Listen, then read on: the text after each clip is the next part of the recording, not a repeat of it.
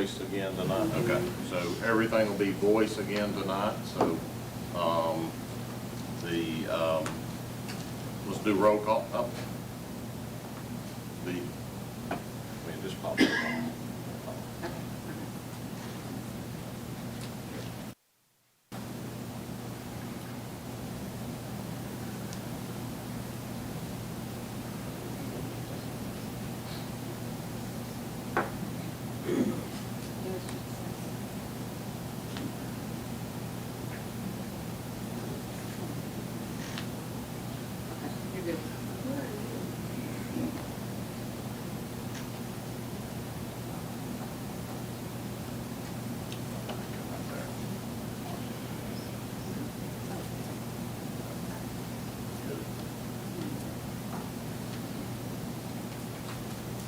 So we'll be doing voice votes again tonight.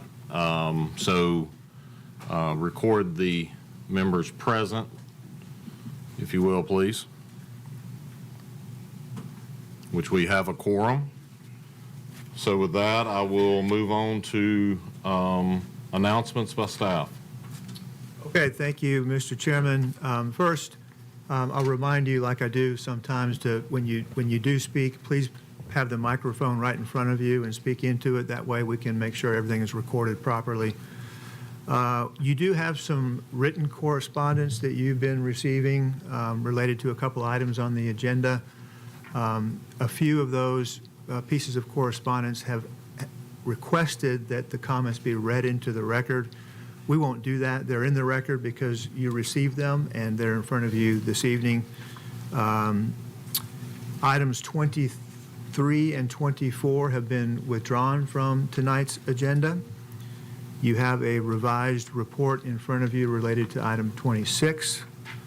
I also want to mention to you that we will be beginning the Arrington Special Area Plan in the near future.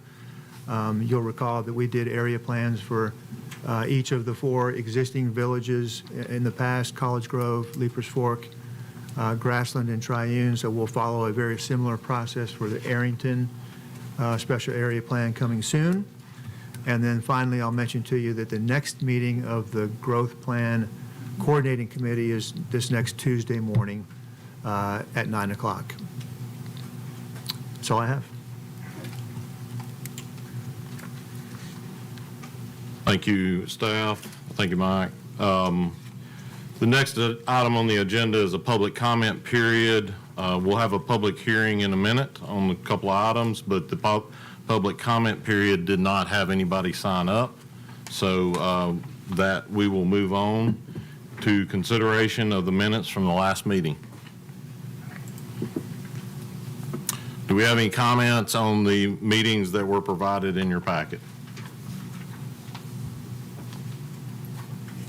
Do we have any, do I have a motion? Thank you. I have a motion and a second. All those in favor say aye. Aye. All those opposed? Motion passes. All right, moving on to consideration of the consent agenda. We don't read all the items anymore. Are there any items that we need to remove from the consent agenda for special consideration? Hearing none. Do we have any questions about the consent agenda? Hearing none, do I have a motion? As written. Thank you. Do I have a second? We have a motion and a second on consent agenda. All those in favor say aye. Aye. Aye. All those opposed? Motion passes. Moving on to non-residential site plans, item number 22, site plan revised, review for the Kings Chapel non-traditional wastewater treatment and disposal system on 234.66 acres located off Murfreesboro Road in the 5th voting district. Staff? Thank you, Mr. Chairman. A site plan for a non-traditional wastewater treatment and disposal system was approved for this property in conjunction with the initial approval of the subdivision in 2003, and a revision was approved in 2008. Those approvals included the use of a recirculating sand filter system. The system has been constructed and is in operation. Another revised site plan for the non-traditional wastewater treatment and disposal system to utilize the AX-MAX treatment system technology was approved in August of 2019. The required performance bonds associated with the 2019 revised site plan approval have already been posted, which were for the expansion of the existing system and the landscaping improvements. Additional bonding will be required in conjunction with this proposed system expansion. The applicant is now requesting approval of another revised site plan in order to replace the proposed use of the AX-MAX treatment technology with biomicrobiotics treatment technology in order to expand capacity, as well as add additional property in order to locate new backup soils areas. The expanded capacity and backup soils areas are needed to accommodate the additional lots proposed in the High Hill Park development. Revised concept plans for the Kings Chapel and High Park Hill developments appear as items 25 and 26 on this agenda. A revised design development report and detailed soils investigation report was prepared by the applicant and submitted to the county. The county's wastewater consultant has reviewed these reports and is recommending approval. Site plan is in order and staff recommends approval. Prior to the submittal of any future final plats for Kings Chapel and any future final plats for High Park Hill, a zoning certificate must be obtained for said expansion. Prior to the issuance of the zoning certificate, the applicant shall provide the following. Number one, a letter from TDEC indicating the expansion of the treatment and disposal system was installed and is functioning. Number two, as-built drawings showing the location of all system components and a sealed certification letter from the design engineer indicating the components for the expansion of the existing treatment and disposal system were constructed in accordance with the approved construction plans and specifications. Number three, a letter from the owner/utility provider indicating that it has accepted the expansion of the existing treatment and disposal system and is currently operating same. Number four, the posting of a performance bond for the expansion of the existing treatment and disposal system in the amount of $204,000. This is a reduced amount from the 2019 amount based upon the cost estimate of the new treatment technology. Number five, the previously approved performance bond for landscaping improvements remains in effect. And number six, execution of performance agreement for the above referenced surety. Thank you.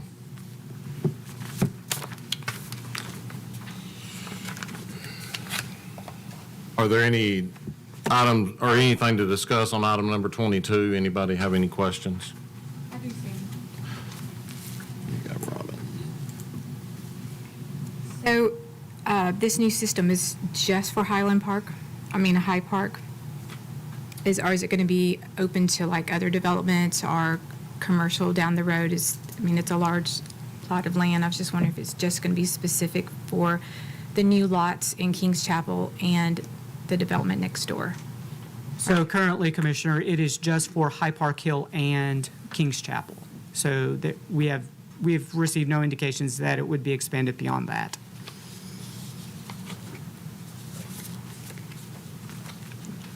Any other questions? Hang on. All right, you're ready. So is there the possibility in the future that someone would request to tie into that for another development? So there would be the possibility they would have to come back possibly for a revised site plan that would be back before this body, as well as additional DDRs and DSIRs for the site if that were to happen.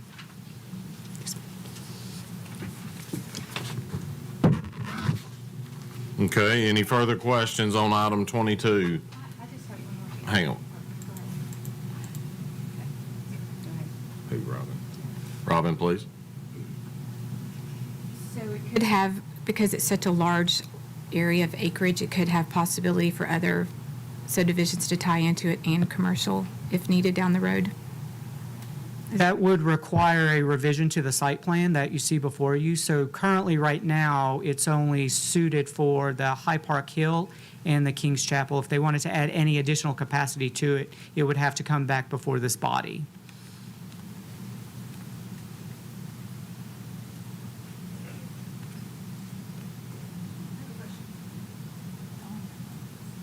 Yes, ma'am. Attachment 22C, I think that we're talking about the area in red, but that attachment, I just noticed, does still have this blue dash thing talking about lots and area added to King's Chapel.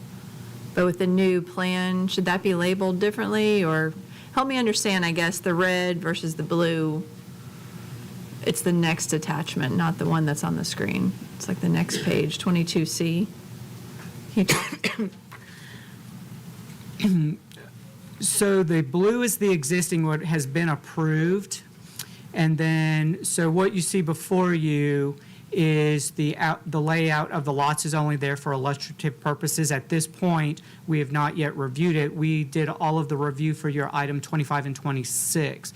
But the blue is all what is existing, and so that's also what will be reviewed under the next item on your agenda. So this attachment here was just for illustrative purposes only.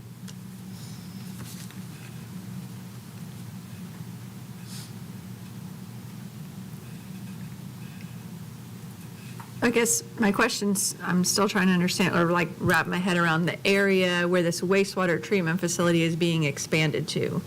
So the wastewater treatment expansion area is in the red as part of the High Park, what will become High Park Hill if it's approved. And so let me call up the Allison, if you'll come up for us, please.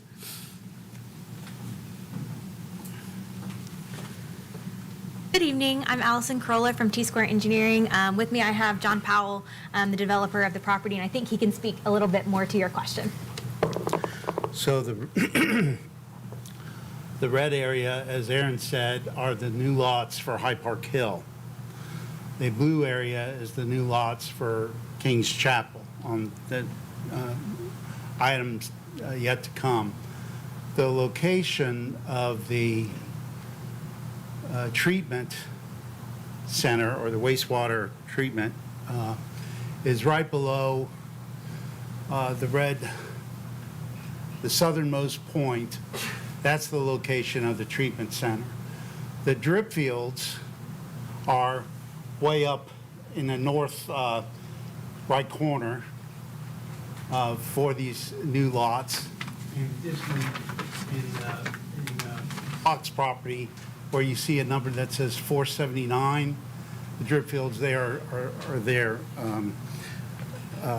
for these lots. Wastewater treatment is limited to the amount of soils you have in drip fields. So while you can treat a lot of water in a very minimum amount of space, the actual soils are the contributing factor to your limitations. So we have all the soils we need to accept these lots. In fact, we've already been approved by TDAC on the construction of the wastewater and these soil fields. So that's underway right now. Is there any, did I answer your question, ma'am? Okay.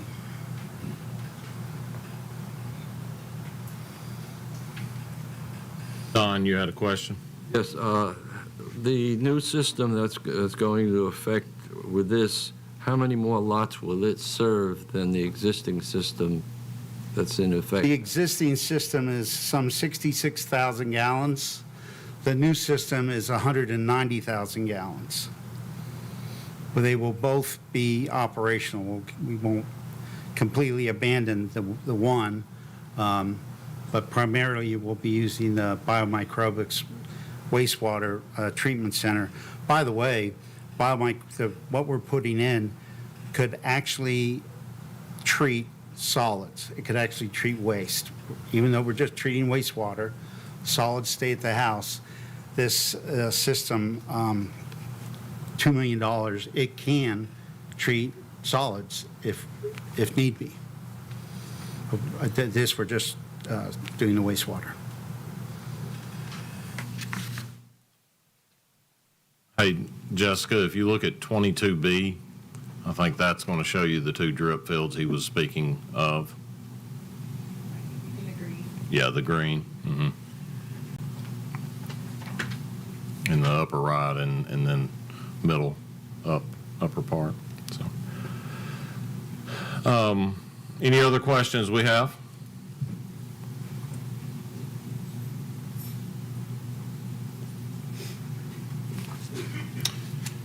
Hearing none, do I have a motion on item 22?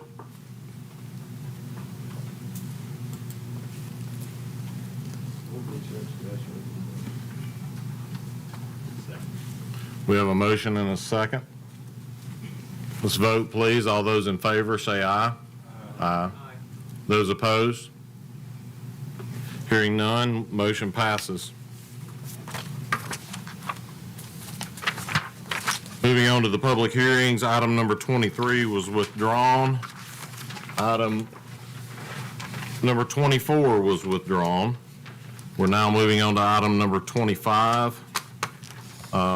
Concept plan revised, review for King's Chapel containing 449 lots on 615.28 acres located off Murfreesboro Road in the 5th voting district. So a couple of things, we're gonna read the report, and we'll get to the public hearing here in just a few minutes. So I'll turn this over to staff to read the report first. Thank you. Thank you, Mr. Chairman. A revised site plan for this development was approved in September of 2008. At that time, the development consisted of 678 acres and 449 lots. The applicant is now requesting approval of a revised concept plan in order to remove approximately 63 acres from the development and transfer it to the High Park Hill development, as well as to add 2 roadway connections between the 2 subdivisions. The number of lots will not increase from the 449 approved in 2008. A revision to the concept plan of High Park Hill appears as item 26 on this agenda. Because the revised concept plan contains more than 49 lots, a public hearing is required. A revised traffic impact analysis was prepared by the applicant and reviewed by the county's traffic engineering consultant. No additional roadway improvements are required in association with this development.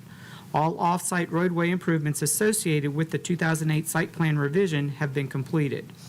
The revised concept plan depicts 2 new gated connections between King's Chapel and High Park Hill, which is located immediately to the west. Staff has been made aware of concerns by residents of King's Chapel who are opposed to the proposed connections between the 2 subdivisions. It should be noted that the roads in both King's Chapel and High Park Hill are private. King's Chapel is a gated community, and High Park Hill will also be gated. When initially submitted for consideration at the August 2023 meeting, the proposed revised concept plan for King's Chapel included additional lots over the approved 449, which were approved via a revised site plan in 2008. Upon application of Section 2.02E2 of the subdivision regulations, however, the development could not be revised to include any additional lots over the approved 449 lots. Section 2.02E2 provides, quote, "A concept plan may not be amended so as to increase the total number of lots within the development after 2/3 of the total number of lots shown on the original concept plan have been recorded via final plat with the Register of Deeds office," end quote. King's Chapel has reached the 2/3 threshold and may not be revised to expand the number of lots within the development. As a result, the additional lots originally proposed for King's Chapel have now been proposed to be included in High Park Hill. When King's Chapel was planning to increase the number of lots, an additional access point was required by Section 17.02B16 of the zoning ordinance. With the development now retaining the 449 lots, the additional access point is no longer required. An additional access point is not required in High Park Hill either, based upon the number of lots proposed in that subdivision. Despite the fact that each of these private gated developments have the requisite number of access points without a vehicular connection between them, the applicant is proposing 2 access points connecting the subdivisions. King's Chapel was approved as a development with a private road system with gated access. The revised site plan approved in 2008 and all of the applicable preliminary and final plats containing access have reflected that gated access.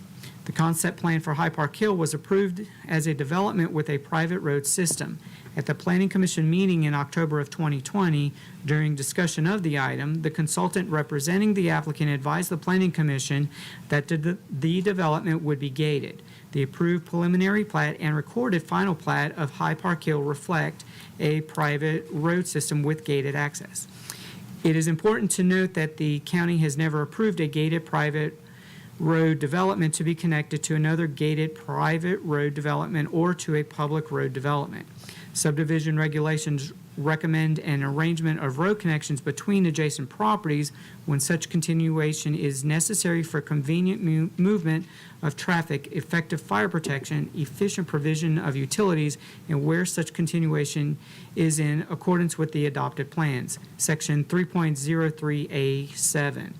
In the case of Kings Chapel and High Park Hill, the two proposed roadway connections are not necessary for convenient movement of traffic, and no adopted plans address these connections. However, it is staff's position and the position of the chief of the Arrington Volunteer Fire Department that connection is necessary for effective fire protection. It is also staff's position that is necessary for the efficient provision of utilities because the two developments are served by the same water utility district, non-traditional sewer service provider, and other utilities. For these reasons, staff is of the opinion that one roadway connection is appropriate between the development, but that this one connection should be limited for use by emergency vehicles and utility service providers only, similar to the existing limited access point on Mullins Road already constructed on the east side of Kings Chapel. Further, in order to maintain a clear delineation between the two developments, to ensure the lot count in Kings Chapel is limited to 449 as required by the subdivision regulations, and to make clear which development is responsible for the roadway connection and emergency gate, all property within Kings Chapel concept plan must be subject to the Kings Chapel HOA documents, covenants, and restrictions, and all property within the High Park Hill concept plan must be subject to the High Park Hill HOA documents, covenants, and restrictions. The gate and emergency connections shall be subject to the covenants and restrictions of High Park Hill. The covenants and restrictions and other applicable homeowners association documents with each development must reflect same upon the filing of the next final plat. The zoning ordinance is very specific regarding the provisions that must be addressed in private road gated developments, and all of those required provisions must be included in the covenants and restrictions.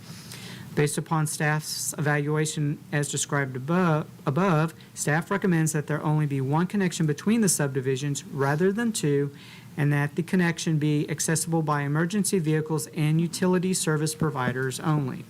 Water will be provided by Millcrofton Utility District, and sewer will be handled via a non-traditional wastewater treatment and disposal plan, for which a revised site plan to accommodate the additional lots in the High Park Hill development appeared as item 22 on this agenda. It should be noted that once detailed construction and engineering plans are prepared in conjunction with the submittal of a preliminary plat, changes to the layout, including the potential for a reduction of lots, may be necessary. A landscaping plan will also be required.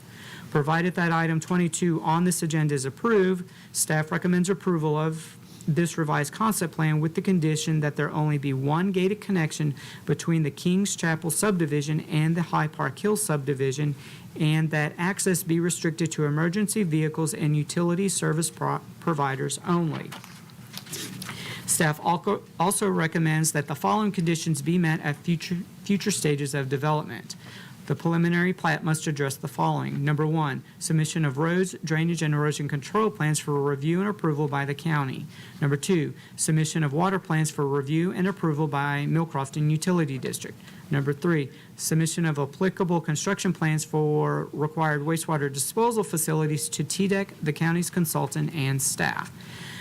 The final plat must address the following. Number one, prior to final plat submittal for any future section of the development, the required zoning certificate for the revised wastewater treatment and disposal system shall be submitted, and all conditions associated with the wastewater site plan approval must be satisfied.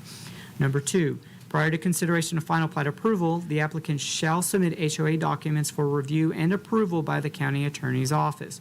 The revised HOA documents must address maintenance and operation of the private roads and gates in Kings Chapel that meet the standards and requirements of Articles 16 and 17 of the zoning ordinance.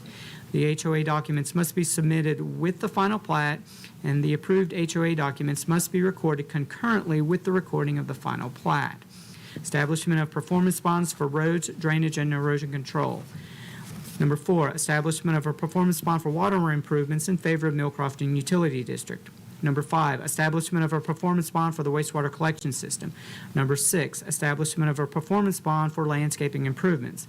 Number 7, execution of a stormwater and maintenance agreement and submission of an operation and maintenance plan for stormwater improvements.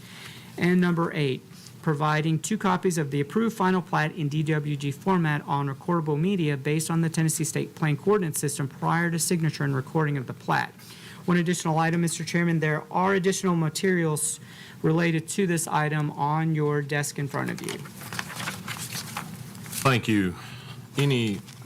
First off, any further comments from other staff? Not at this time. Thank you. The applicant is allowed to speak at this point, but you can speak later too after the public hearing. Is there anything you want to add at this point? I'd like to speak after the comment. Sounds good. Thank you. Thank you.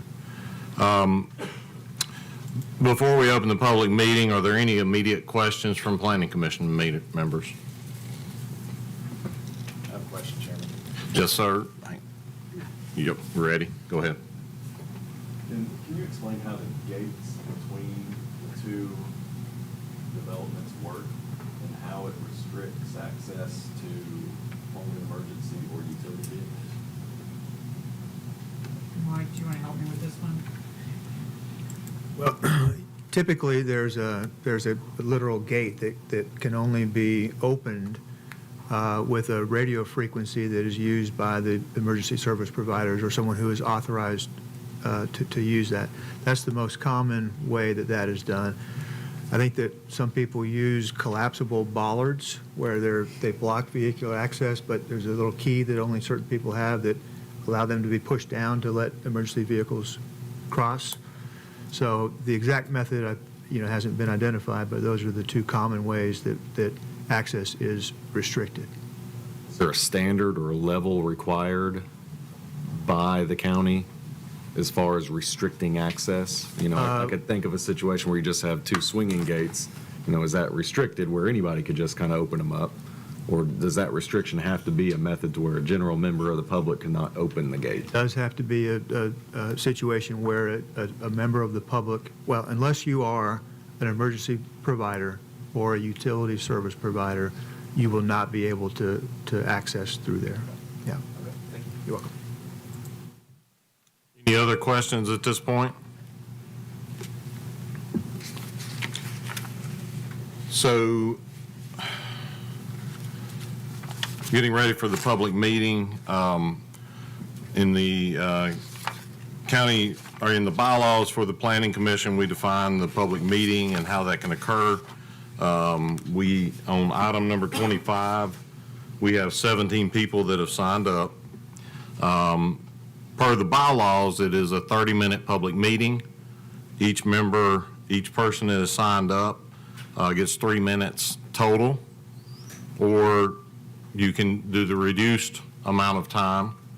I would entertain with the Planning Commission members if we would suspend the bylaws and open it up for everybody to get their 3 minutes, which would allow the public meeting to be 51 minutes. Or do we want to reduce the amount of time each individual has? I move we suspend it until each member has a chance to talk. Thank you. Do I have a second on that? Second.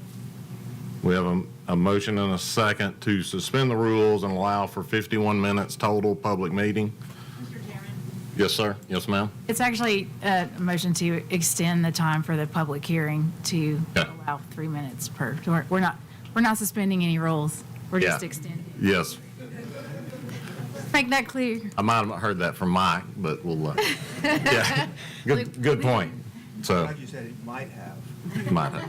Yeah, so we will extend the public meeting period to 51 minutes, allowing each person 3 minutes to speak. All those in favor say aye. Aye. All those opposed? Motion passes.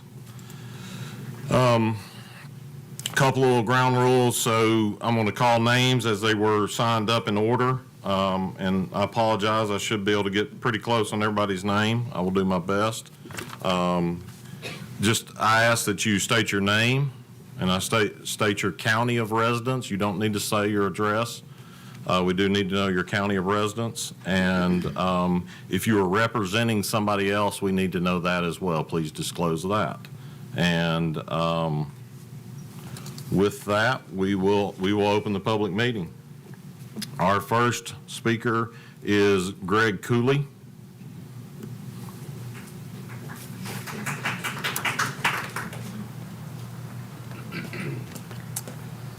Good evening. My name is Greg Cooley, Williamson County. These are my opinions. And since the initial public hearing notice, I've reached out to the county for information and shared my concerns on a private Facebook group.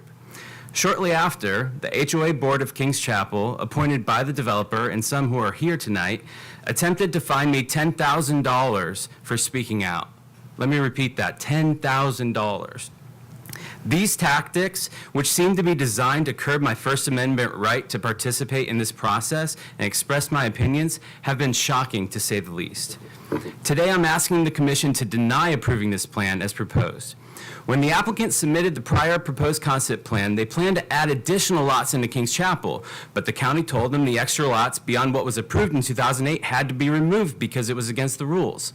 Unfortunately, while this new plan for Kings Chapel seems to eliminate these additional lots on paper, what it really does is keep those additional lots in the proposed plan, but just calls it High Park Hill instead. I've been personally told by a board member of Kings Chapel that the intention has been that once approved as High Park Hill, that section could just be merged into Kings Chapel. The original 2008 plan had a maximum of 449 lots on 678 acres. The neighborhood's marketing website even promised us a 700-acre community with over 350 acres of green space. Now, they want to reduce our neighborhood to 615 acres, taking away 63 acres from the 2008 plan and placing about 75 home sites in the same area. In the 2008 approval, there were only 14 lots in that general area. If approved, it allows the applicant to make an end run around the subdivision regulations provision prohibiting lots from being added to the area of land within Kings Chapel. If you approve the plan, you should require the land be transferred from Kings Chapel to High Park Hill to have the same restrictions as within the 2008 Kings Chapel approval limiting their lot numbers. In summary, this is an attempt at an end run around the prohibition on the addition of lots beyond those in the 2008 approval in order to get you to approve a plan that moves the unallowable lots from Kings Chapel and just call it part of High Park Hill instead. I know the staff is recommending only one emergency access gate, but it's not actually required, and I worry about the potential for access abuse. Also, any emergency gate wouldn't be up to the visual standards for our community. So we ask that if you do require emergency access, you require regular curbs to prevent regular vehicle and golf cart access with a porous grass paver system. It is imperative that you guys are specific with them about this. Lastly, if approved, this will fundamentally change the footprint of the neighborhood by removing 63 acres after 95% of the community has already been final platted. I respectfully request you deny the application along with the application for High Park Hill. The 2008 plan should stand, and High Park Hill should not be allowed to absorb land that was originally intended and approved for the Kings Chapel development. I'd love the opportunity to answer any questions you may have, since I have been researching this day and night for the benefit of the entire Kings Chapel community. Thank you. Thank you. Next one is John Stiers.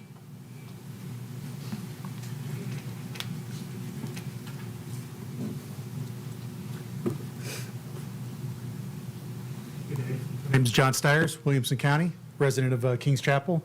And just to limit, I know y'all went for the extra 51, or put it to 51 minutes. I ditto pretty much everything that Greg said. My only additional comments, bear with me. is I just want to make it sure that you guys know that I'm not just a keyboard warrior. I'm here in person to make sure that I get my point across, that we are concerned residents on where our neighborhood's going. We bought into this neighborhood similar to what Greg just mentioned, that on their website, even today, it's listed as a 700 acre, 350 acres of green space. That's what I purchased into. By taking land away from the neighborhood, what stops them from removing more land in the future? So this sets a precedence of moving land over from one community to another, and that could be done in the future as well. So I just want to ensure that that's brought forward. Sorry. And then what benefits Kings Chapel with this land going over to High Park Hill? There is no benefit from our side. We lose 63 acres with the potential of losing more acreage later on if another neighborhood pops up and we want to expand Kings Chapel neighborhood externally. So, where's the benefit to Kings Chapel?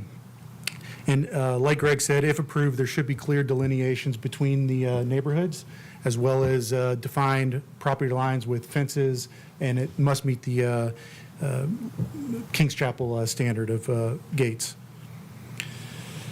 And that's it from my standpoint. Thank you for your time. Thank you.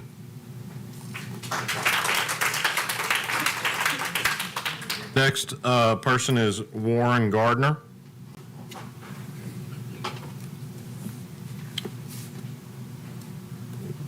And Douglas Olson can be on deck.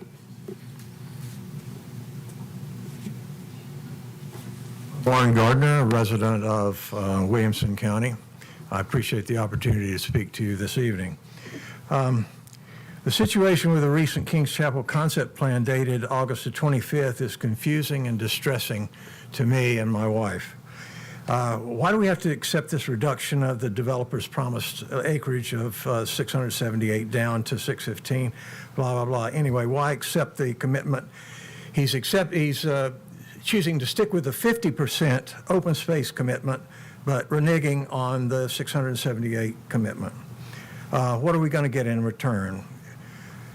Why does our community have to accept that High Park Hill is going to occupy unilaterally the sidelines of one of our most picturesque bridge roads that goes out to 96? Basically, the way this concept would be is every home along our picturesque road would be a High Park Hill road. To me, that's just completely weird. But anyway, my fundamental point here tonight is that there's substantial confusion with this concept plan, and I agree that you should go back and take a look at the previously submitted one as a basis forward. It's not enough just to have the two interconnected roads removed from the previous concept. That would be good, but there's far more at stake.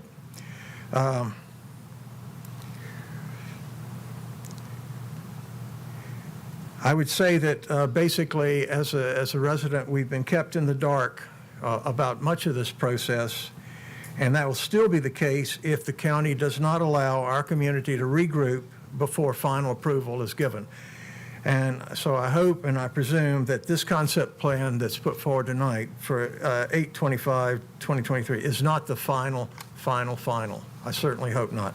Thank you for the opportunity. Thank you.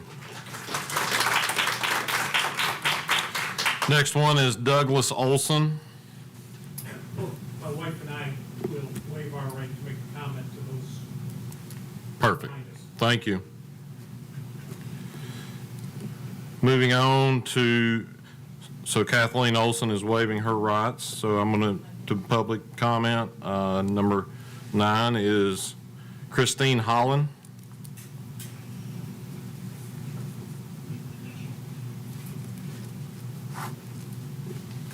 Hi, Christine Holland, Williamson County. Here to show our support for the plan. Just throw that out there up front.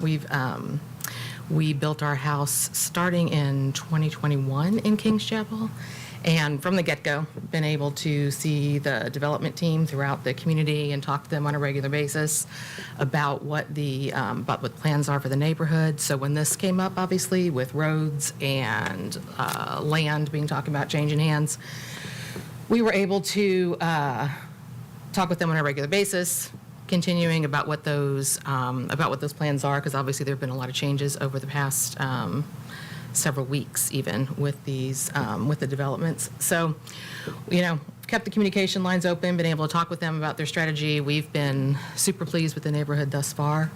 We lived in Williamson County since 2012 and did a lot of research before we decided to move into Kings Chapel. Have a lot of faith in what the information that they've told us, and particularly the new board members that have recently been appointed to the HOA to help with the the continuation of what's been built thus far, and hopefully keep property values going on the rise, and the neighborhood enjoyment for years to come for everybody else in the neighborhood. So, thank you.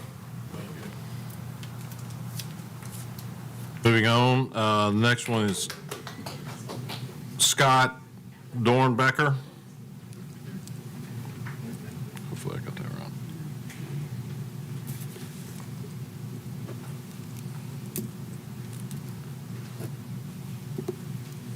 Good evening, ladies and gentlemen. I've been a member of Kings Chapel. Scott Dorsback of Williamson County. I've been a resident of Kings Chapel for nearly 10 years. And a lot of it's going to be duplicative of what other people had said, so I'll keep it as brief as I can. When I originally bought into Kings Chapel, it was a community of approximately 700 acres, with half of that being dedicated green space. And for now, to parse out nearly 10% of our total acreage and designate it as a new area called Hyde Park Hill is disingenuous at best. I feel that eventually what's just going to happen is, someone else had brought up, when does it stop? We'll take acreage from here, we'll call it that. We'll take acreage from over here, we'll call it something else. It's just merely just a land shell game that's perpetuated, that I'm usually seeing from the streets of 42nd Street and Times Square. All right. I think it should be, the original plot of the Kings Chapel should be the 2008 plan. And as we just keep getting larger and larger and more developed in this county, Kings Chapel is already 95% finished. And now they want to put another road. I get it's for emergency vehicles only, but who's going to really restrict that? And we just keep paving over and paving over and paving over. At what point do we stop paving over Paradise just to put up a parking lot? And other than that, I do respectfully ask that the board strike down this motion and keep the original plot for the residents. Thank you. Thank you. Next up is Susan Russ.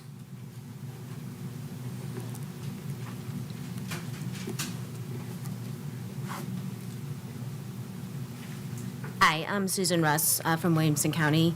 I've lived in Kings Chapel for 11 years. One of the main reasons that my husband and I purchased our home in Kings Chapel was because of the future development plans of the community. I've been able to watch these future plans come to fruition and have been more than pleased with each decision that has been made with our developer, John Powell. I supported the plans that were going to be voted on at the August meeting, and I support the plans for Kings Chapel being voted on tonight. Thank you. Thank you. Next one is Clint Nichols. Thank you, sir. Next one is Chris Plumley.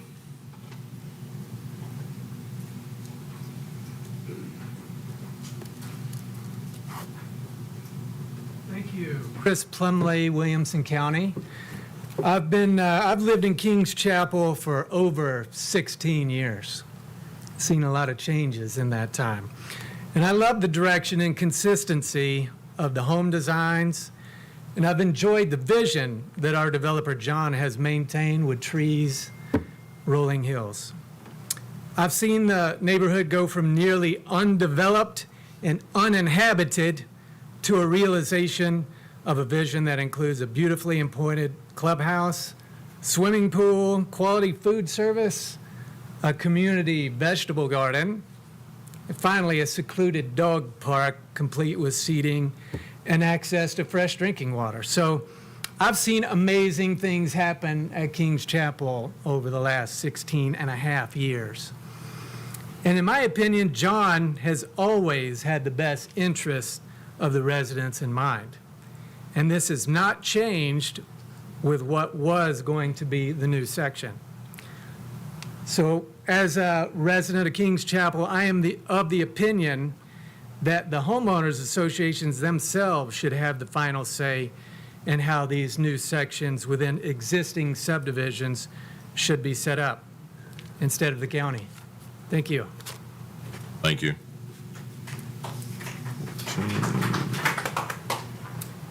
Next one is Andrew Lamb.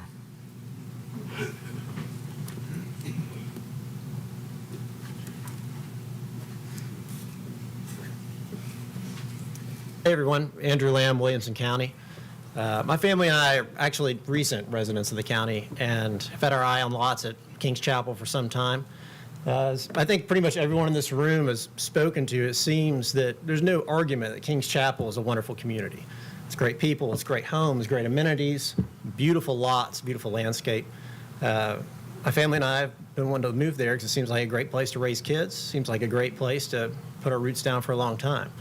Understand the principal complaint seems to be that about a 10% reduction in green space, maybe a few more homes, but from my side of the table, it's a great spot for our family to live, and it seems like that's an opportunity for us if this motion is approved. And so for my family and people like me, I'd ask for you to approve the motion. Thank you. Next one is Kip Summers.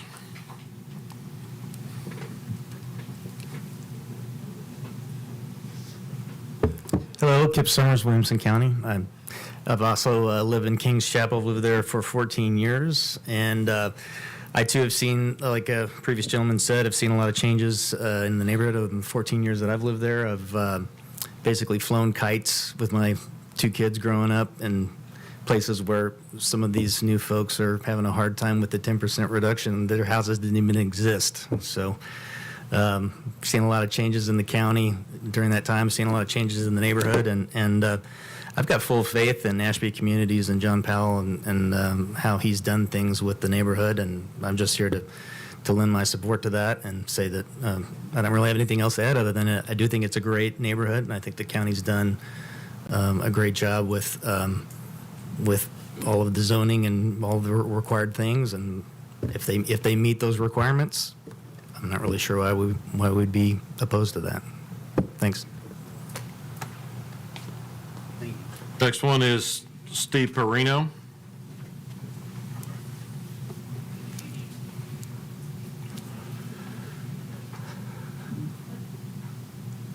Good evening. My name is Steve Perino, and unlike most of the people here, I do not live in King's Chapel, and I do live in Rutherford County. And John Powell is a friend of mine, as someone has just recently said as I was walking up here. I'm a developer in the sense as we do dirt work, we cut the trees, so I can be considered as the bad guy or the good guy. It depends if you've already bought your house and are living there, or you want to buy a house and you want to build a house. So I'm on both sides of the coin a lot of times. We do work in New York State, we do work in Tennessee, we do work in Texas on various developments, golf courses, higher-end homes and establishments. And I just have to tell you that I've worked on a lot of high-end projects, King's Chapel being one of them, and to the character of the development team, unlike some people may think, they always have the homeowner's best interest at heart. You can't please all the people all the time, obviously, but how many of the developments have a covered bridge in their development that the homeowners association didn't pay for, the people didn't pay for, the development team paid for? He could have chose a much easier, simpler, and less cost of doing something instead of a covered bridge. He chose to do the covered bridge because he wanted to make a statement. He wanted a nice entrance that no one else had in any other developments in the area. And I think he's accomplished that and a lot of other things. There's plenty of sidewalks for people to walk. There's trails. As the other gentleman had said, there's the dog park, there's the garden. It continues. So I think really you have to have a little bit more of an open mind. And it's kind of like, well, I have my house, so I don't want anybody to have theirs. It's a little bit selfish. I think, you know, you need to live and let live, which is part of the reason why Tennessee is such a great place. So I feel that it's a good project, and I think that, you know, it should be approved. Thank you. Vernon Girth.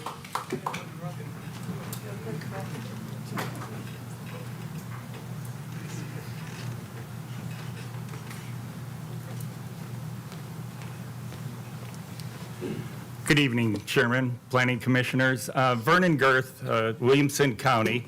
And my wife and I had lived in Kings Chapel for a better part of 6 years and moved into College Grove and are coming back to Kings Chapel because, as you've heard, and everybody on both sides of it, it's an amazing neighborhood. And you know, when in my work for the city of Franklin, that many of you know, these types of conversations are frequent at Planning Commission meetings because people care. And everything being said has merit. However, in newer subdivisions, the investment in it isn't in as much as in the concept plan as it is in the developer. And the unique part of Kings Chapel is the developer is not a national absentee developer. It's John Powell and his family that lives in the neighborhood.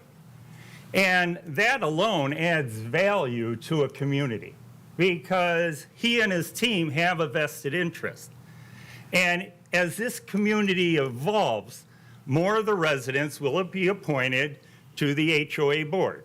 And we all know that as subdivisions evolve, the board of directors is appointed by the developer so they can proceed with the development and larger plan developments evolve with the ebb and flow of the economy. But Kings Chapel, the quality and the design of the architecture has remained the same, if not elevated. Now, granted, there's some changes that are occurring with the adjacent Hyde Park neighborhood. And I would recognize something you already know, that Joe, Mike, and your staff's recommendation is absolutely on point. Connectivity in this instance of allowing a neighborhood to be within the gates of adjacent gated community isn't appropriate, but having emergency access for our Arrington Volunteer Fire Department is absolutely needed. They need a lot more than a gate for emergency access. They need the resources to grow similarly as we're growing as a county and a region. I do want to take this opportunity to point out connectivity. If there was an opportunity to connect two private neighborhoods or ones with public roads, we, as planning commissioners, elected officials, and staff, and our neighbors, need to do a better job to understand how important connectivity is. Absent of connecting neighborhoods will only increase the vehicular traffic on our arterial and collector roads to the point where traffic's not moving. Now, some people might think the traffic on 3 minutes, thank you, is a little bit heavy. That's nothing if we continue to allow neighborhoods to develop without connectivity. So, thank you. Sorry for going a little long. You're great. Thank you. Next one is Jay Russ.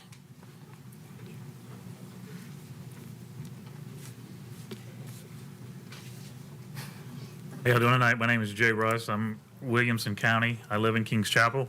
I am not only a resident, I'm on the board, and I am also a developer. I run the development company for Ashby Communities, so I'm personally involved in what's going on here.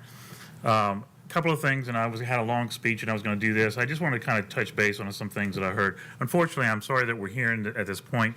You know, you've heard already that John has the development, has always had the homeowners at heart.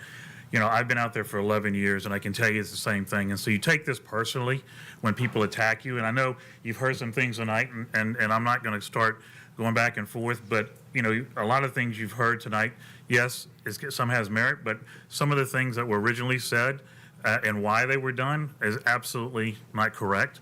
The other thing is that, you know, when the developer bought this land, you know, he paid millions of dollars for this land to develop, you know, and now we have homeowners that say it's my land. It's not their land. It's John Powell's land, and he bought it to develop. If they want to buy the land and have it, they bought a house, in my opinion. But with that said, we've tried to have communication. No, we're not going to have comments. Just like, so in the public letters that came to you, there was a picture of a thing that somebody put out a year ago, and it was told that that was incorrect, and that night it was pulled down, but it still shows up, and it showed up to you in the planning commission, but it was taken care of because that real estate company put something out that was not correct. But it's still around today, even though it's been told that it was not correct and it was taken down a year ago. That just goes to, that's the point of what's happening. But for that sake, I just want to say, and again, as you heard, everything that we do is always in the best interest. I protect my house, my value. Why would I want to hurt my value of my house? So we might not make the right decisions all the time, but we do have the best interest at heart. Thank you. Thank you.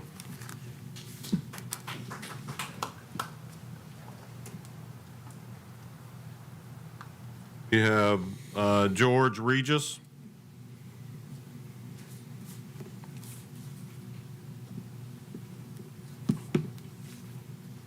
Jorge Rojas, Williamson County. So so no problem. So I live on Majestic Meadows in Kings Chapel. I'm also a new addition to the board, so really just kind of get that part down. I had this nice long thing to read, but really it just comes down to John. From what I've always experienced with John, he's always had the best interests of the residents of the neighborhood in like his forefront. Everything he's done has been for that. He's gone out of his way to help me multiple times for things that he had absolutely no business doing, in terms of didn't help him, did nothing for him, but he tried to help me with it. You look at the recommendation on the access road, the biggest complaint that I heard from a lot of the residents was the access roads. Well, if we're going to go down to one access road and it's emergency access road, so no one else has access to it, I feel like that addresses that concern. And then as far as these new lots, portion of those is directly behind my house. Those were always there. We knew they were going to be there when we bought it. So it was not surprising, nor were we upset about them. They're actually going to be bigger lots than ours. More than likely, they're going to be more expensive homes than ours, which all that's going to do for us is help increase our home value. As well as the new High Park Hill Edition, again, if you look at those lots, they are bigger lots, they are bigger houses, they are more expensive. And again, for us, you're helping the value of my home. So as far as, I'm concerned, I support this plan. I don't see anything wrong with it. I feel like John has met every requirement possible to develop the land that he bought to develop. So thank you very much for your time. The last is Todd Jackson.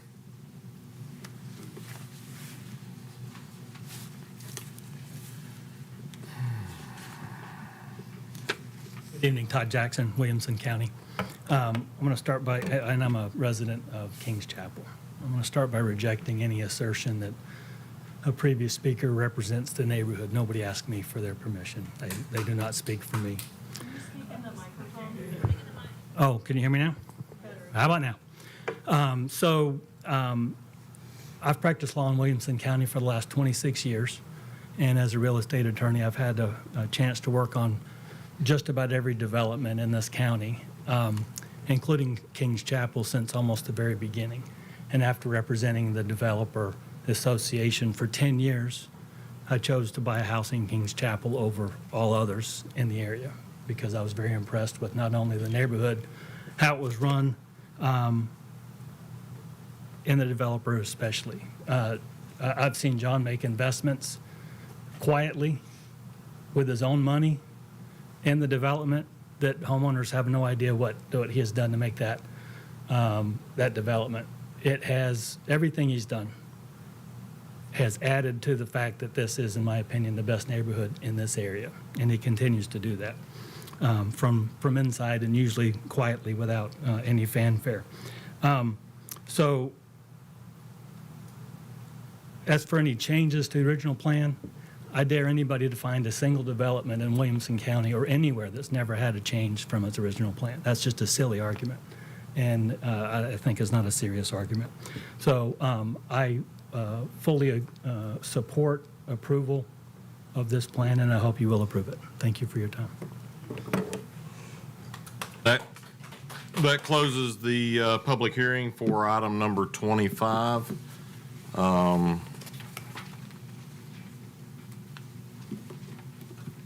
At this point, are there, do we want staff or do you want the applicant to make any comments, or? Would you like to make some comments, sir? Yes, I would.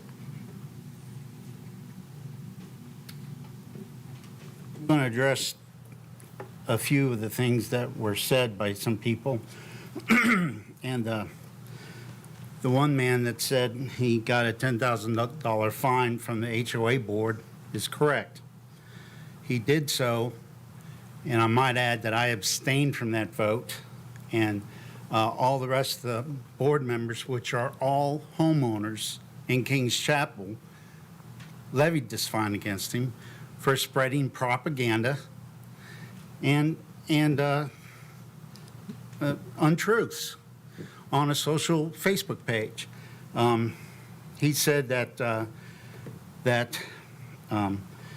he felt that the home values were going to decrease because he was a real estate agent. In fact, while he was doing all this, he didn't realize the harm he was doing to the HOA. Now, it's my mistake that I didn't realize that 2/3 rule. We've been planning this for years. I do own that property. I have the right to develop it. And these naysayers, for 17 years, they've had the lowest sewer rate in the state of Tennessee. Do we get any thanks? No. For 17 years, they've had the lowest HOA rate in the area. Do we get any thanks? No. A homeowner called us last night, or yesterday morning, needed a dead deer removed from their property. My guys went over there and removed the dead deer, and we've done that several times. Do we get any thanks? No. So the home values will go up. These lots are bigger. And it's funny that the man first up here said that they would go down, and that I'm a dictator, and that I'm greedy and I lust for power. The 3 or 4 new homeowner board members, all that live in there, were asked to be a transition team from the declarant or the developer to the homeowners. They have been ostracized and bullied by some people in this room. That's just not right. And I understand that he's been knocking on doors saying that he wants to be elected the next HOA president. So who is greedy if he's concerned about his home values and not the ones that we're building? And who wants power if he's saying he wants to be the HOA president? He can run for the HOA president. I don't care. What I care about is my rights to develop, the money I still owe on some of that land that we're putting lots on, and I think we should move forward, I guess, with the details of the plan. Thank you.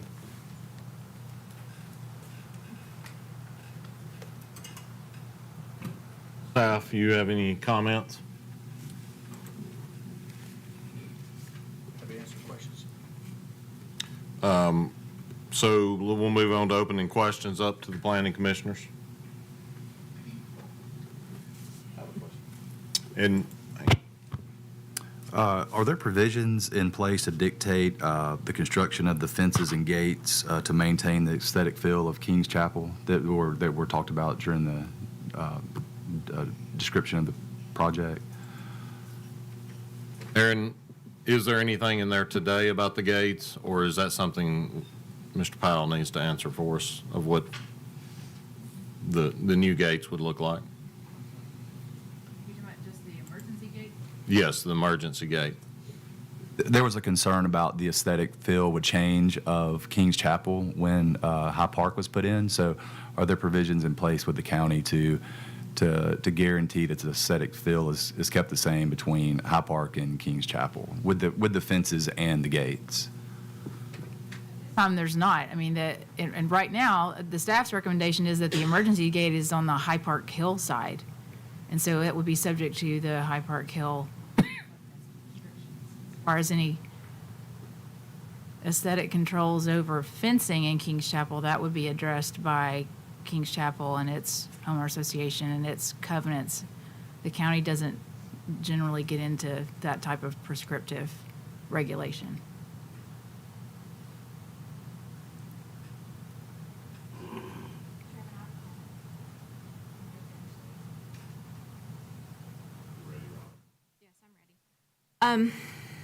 So thank you all for coming and speaking, both sides. Appreciate that.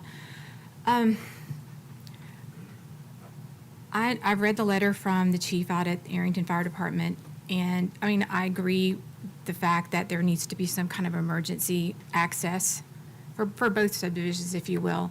I understand that. We had a similar situation out in Stevens Valley going through they wanted an access road through an older subdivision, and we ended up doing the emergency access because we needed that. And I think the look and feel of that will be based on the High Park Hill and how they want to do that.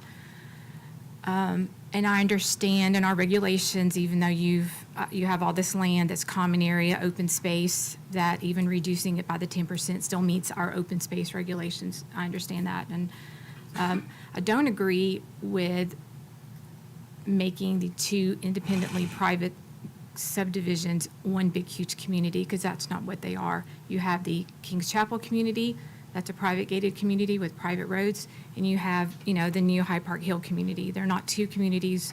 It's not a village or a town that you're trying to. It's on. How to speak louder. There it is. It's not a city or a town or a village that you're trying to create community in my opinion. They're two totally different developments, two totally different developers developing these. I understand the developer missed the 2/3 rule, in our regulations. I get that, and you've got land over there, but I do not agree that it needs to be made part of King's Chapel or a separate division of King's Chapel, if you will, or a section. If it's High Park Hill, it needs to stay High Park Hills, and that's it. And I don't think the two subdivisions need to be connected because they're not communities to join together. And King's Chapel is a gated private community. Currently, Hill Park Hill, tongue twister, it is not, and I guess they're right to do that, although they've said they were going to have some private gated access. So, I don't feel that these two communities need to be connected together. And I did read the chief's letter, and I do agree with it. It does need to have an emergency access, not only for the High Park Hill, but for King's Chapel residents who are on that end. I will agree to that, but I do not think that needs to be two roads to attach two communities to make it one. I understand the whole, we're all living out there together. That's true. You've got King's Chapel living together with their community, and you've got High Park Hills living, with their community, two totally separate ones. If we have to have a road, a gate, I think it should be, I'd support the staff, should be totally the emergency gate. I think they need to, although it's going to be on the High Park Hills side, hopefully they can make it nice and accommodating to the King's Chapel. It'll look really nice, or maybe on the King's Chapel side of it, they can do some landscaping out there if their HOA or developer wants to do that. But I just don't agree with connecting them together and having one big community out there, because that's not what it's supposed to be. And if the developer wants to sell the land to High Park Hills or whatever he wants to do, fine. I know it takes away from the overall 700 acres, but he still has the percentage of open space that's required by the county. So that's my thoughts on that for now. So I'll kind of ask one question, how you just asked that, or to summarize, staff, can these two communities be merged together in the future? There's no action that would allow them to be merged together? They're two separate entities, correct? That is correct. There are two separate individual subdivisions. So, Mike, Chrissy, correct me if I'm wrong, there's no mechanism by which they can be merged together into one. Mr. Chairman, I'll also add to that, and kind of piggybacking on what Robin said, in terms of open space, they do still have the required 50% open space. They're not over it by much, and so they could not repeat this scenario on other properties. They don't have enough open space left over for another development to lose property to another development like is taking place here. That is not a possibility.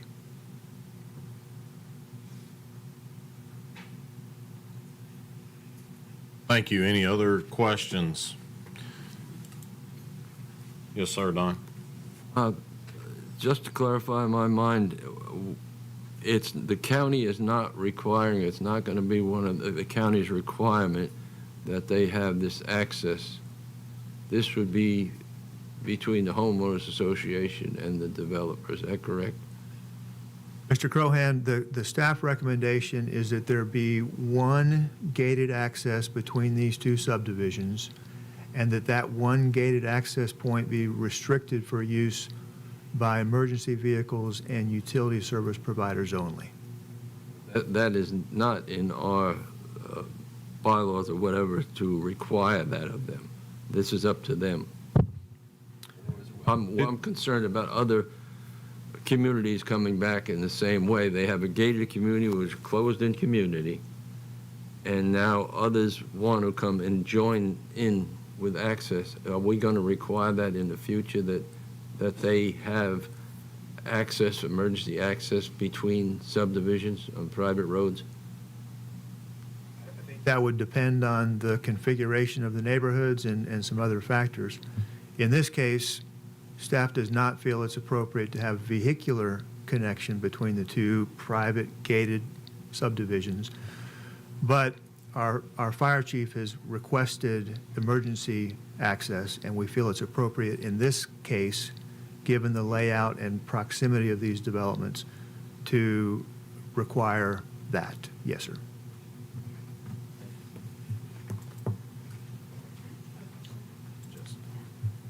Yes, ma'am.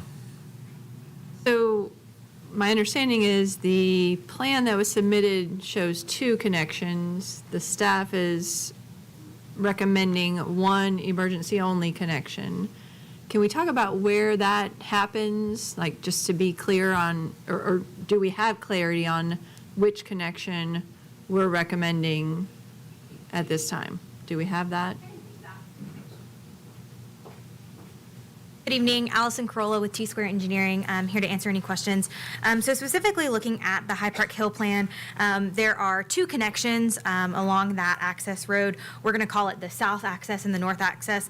I believe our recommendation to our client would be to, and I believe from staff would be in accordance with this as well, to maintain the southern access and deem that as the emergency access and eliminate that northern connection road. Did that answer your question? I'm just wondering if we could show that somehow on the screen for clarity's sake. We can. So we just received the comments at about noon today, and so we didn't have time to update the drawing. So I apologize, but in future we will definitely, before we get to preliminary plat and other future phases, we will for sure elaborate on that location and that layout. So does that help? You're referring to a plan that has the two. I'm just saying, like, can we look at that, or do we have to wait until we get to the High Park Hill plan to talk about that? So we just received the comment today that planning did not want to. Right. So we have not prepared a plan that only shows one. Right, I know, but you have a plan that shows two, and you're saying we're only going to keep the one on the south. I'm just asking if we can have clarity on that, but maybe we'll just look at it during the High Park Hill item. My question would be then, the southern one is the one most available to Highway 96 where the fire department would be coming through? Yes. Yeah, thank you. Can I answer any other questions? Answer part of her question. I think the clarity will come from the minutes and them stating that they're going to focus on the southern connection. And I would like to clarify, too, that we are in agreement with staff's recommendations, and we are in agreement with all of the conditions that are applied to this item, so. Thank you. Yes, sir. Any further questions? I just want to clarify that the emergency, you were asking about it, Lee, but the emergency gate is just that. I mean, it's just an emergency. No one can pass through it. High Park cannot come into Kings Chapel and vice versa. It's solely for emergency vehicles. And although it's not a regulation, it's a strong request of the chief, for safety purposes for them. And it can be designed, there's obviously several designs, and Mike mentioned a couple of them, but there won't be any access other than just emergency vehicles.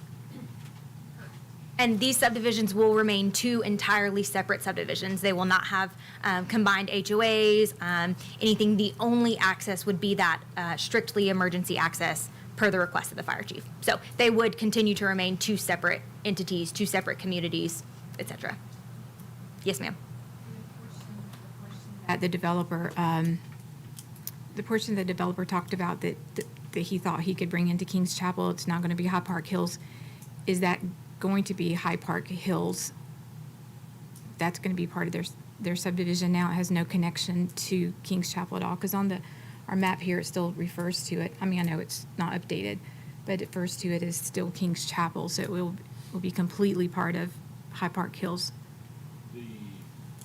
The areas have been removed, right? And what's on the screen, I mean, the two areas have been removed from that plan. Correct. Yeah. For clarity on the gate, it would be not just a simple little gate across the asphalt or whatever the road connection is. It would be additional measures outside of the roadway that would keep somebody from simply easily driving around that, correct? Absolutely. And I would just like to state for the record, I think the intention is to provide development that is within the same standards of the existing subdivision. And so in kind, that development would be, or that gate would be in kind. Talking about the High Park Hill developer.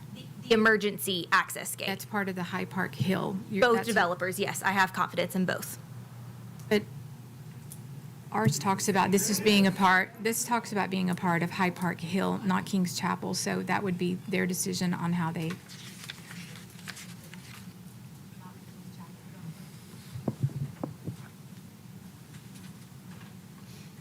You know what I'm saying, that you represent both developers? Yes. Yes, same developer. Yes. Ashby Communities Both is the applicants. second developer Yes. on item Right, 26. I understand that. What I'm saying is that you were talking about both developers coming together for the High Park Hill emergency gate, and on the documents here, it only specifically talks about High Park Hill developer making that. So Correct. let me try to, the way I understand it is that the same developer is developing both. Am I correct? No? I'm John Waits. I'm the developer of High Park Hill and Williamson County resident. So our plan would be to do that gate whenever that connection is made or the road gets to that point, we would install that gate at that point. Also, Does that help? I'm sorry for the confusion. I'm sorry, also as joint developers, Yeah. the quality of the gate is not going to be a chain, sorry. The quality and look of that gate will not be a chain link fence between two subdivisions. You'll see on the next site plan that it's up in the woods, and it'll look like our Mullins Road gate is not finished yet, but there's a gate there, but we're going to improve it. We're putting electric to it right now. And on the High Park Hill side is where this connection gate is. And you can't build $3 million, $2.5 million houses and put even if it's just an emergency gate that no one can use, it'll look nice. And it's far away from any of the lots in Kings Chapel or High Park Hill. Thank you. Do we have any other comments or questions from Planning Commission? Staff, you have anything? Y'all? No further questions? Okay, thank you. Thank you. Hearing no further questions or comments, do we have a motion on this particular item? Thank you. Do I have a second? We have a motion and a second on the floor. All those in favor say aye. Aye. All those opposed? Motion passes. Thank you.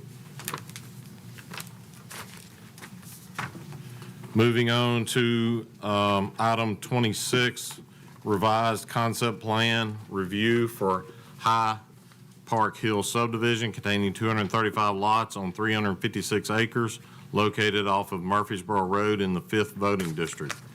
This is also a public meeting as well. We will again read the report first and get to the public meeting in a bit. Staff? Thank you, Mr. Chairman. I am reading from a revised report which is on your desks in front of you. A concept plan for this development was approved in October of 2020. At that time, the development consisted of 157 lots.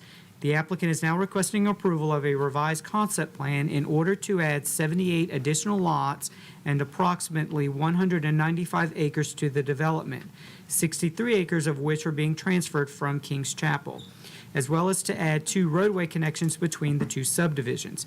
A revised concept plan for Kings Chapel appeared as item 25 on this agenda. Because the revised concept plan contains more than 49 lots, a public hearing is required. The property is being added to the development is located in the northeastern portion of the site and is zoned both RD1 and RD5. All lots within the RD1 and RD5 zoning districts meet the density requirements for the zoning district in which they are located, i.e. 1 unit per acre or 1 unit per 5 acres. The lots in this area range in size from approximately 0.45 acres to 2.35 acres and meet the minimum lot size required for the zoning district in which they are located. As the proposed development is a conservation subdivision, lots located within the RD5 district can be no less than a quarter of an acre with an average lot size of 3/4 of an acre. All new lots located within the RD5 district are 1 acre or more in size. The area contains a number of natural resources, including streams, steep slopes, and woodlands. All natural resource protection standards have been met. A revised traffic impact analysis was prepared by the applicant and reviewed by the county's traffic engineering consultant. No additional roadway improvements are required in association with this development, and the county's traffic consultant has recommended approval from a traffic standpoint. It should be noted the condition limiting the final plating to 39 lots per year has been removed, as it is no longer applicable due to the pending completion of the Murfreesboro Road widening project. The revised concept plan depicts 2 gated connections between High Park Hill and Kings Chapel, which is located immediately to the east. Staff has been made aware of concerns by the residents of Kings Chapel who are opposed to the proposed connections between the 2 subdivisions. It should be noted that the roads in both Kings Chapel and High Park Hill are private. Kings Chapel is a gated community and High Park Hill will also be gated. When initially submitted for consideration at the August 2023 meeting, the proposed revised concept plan for King's Chapel included additional lots over the approved 449, which were approved via revised site plan in 2008. Upon application of Section 2.02E2 of the subdivision regulations, however, the development could not be revised to include any additional lots over the approved 449 lots. Section 2.02E2 provides, quote, "A concept plan may not be amended so as to increase the number of lots within the development after 2/3 of the total number of lots shown on the original concept plan have been recorded via final plat with the Register of Deeds office," end quote. King's Chapel has reached that 2/3 threshold and may not be revised to expand the number of lots within the development. As a result, the additional lots originally proposed for King's Chapel have now been proposed to be included in High Park Hill. When King's Chapel was planning to increase the number of lots, an additional access point was required by Section 17.02B16 of the zoning ordinance. With that development now retaining the 449 lots, the additional access point is no longer required. An additional access point is not required in High Park Hill either, based upon the number of lots proposed in that subdivision. Despite the fact that each of these private gated developments have the requisite number of access points without a vehicular connection between them, the applicant is proposing 2 access points connecting the subdivisions. King's Chapel was approved as a development with a private road system with gated access. The revised site plan approved in 2008 and all of the applicable preliminary and final plats containing access have reflected that gated access. The concept plan for High Park Hill was approved as a development with a private road system. At the Planning Commission meeting in October of 2020, during discussion of the item, the consultant representing the applicant advised the Planning Commission that the development would be gated. The approved preliminary plat for High Park Hill reflects a private road system with gated access. It is important to note that the county has never approved a gated private road development to be connected to another gated private road development or to a public road development. Subdivision regulations recommend an arrangement of road connections between adjacent properties for such continuation is necessary for convenient movement of traffic, effective fire protection, efficient provision of utilities, and where such continuation is in accordance with adopted plans, Section 3.03A7. In the case of King's Chapel and High Park Hill, the 2 proposed roadway connections are not necessary for convenient movement of traffic, and no adopted plans address these connections.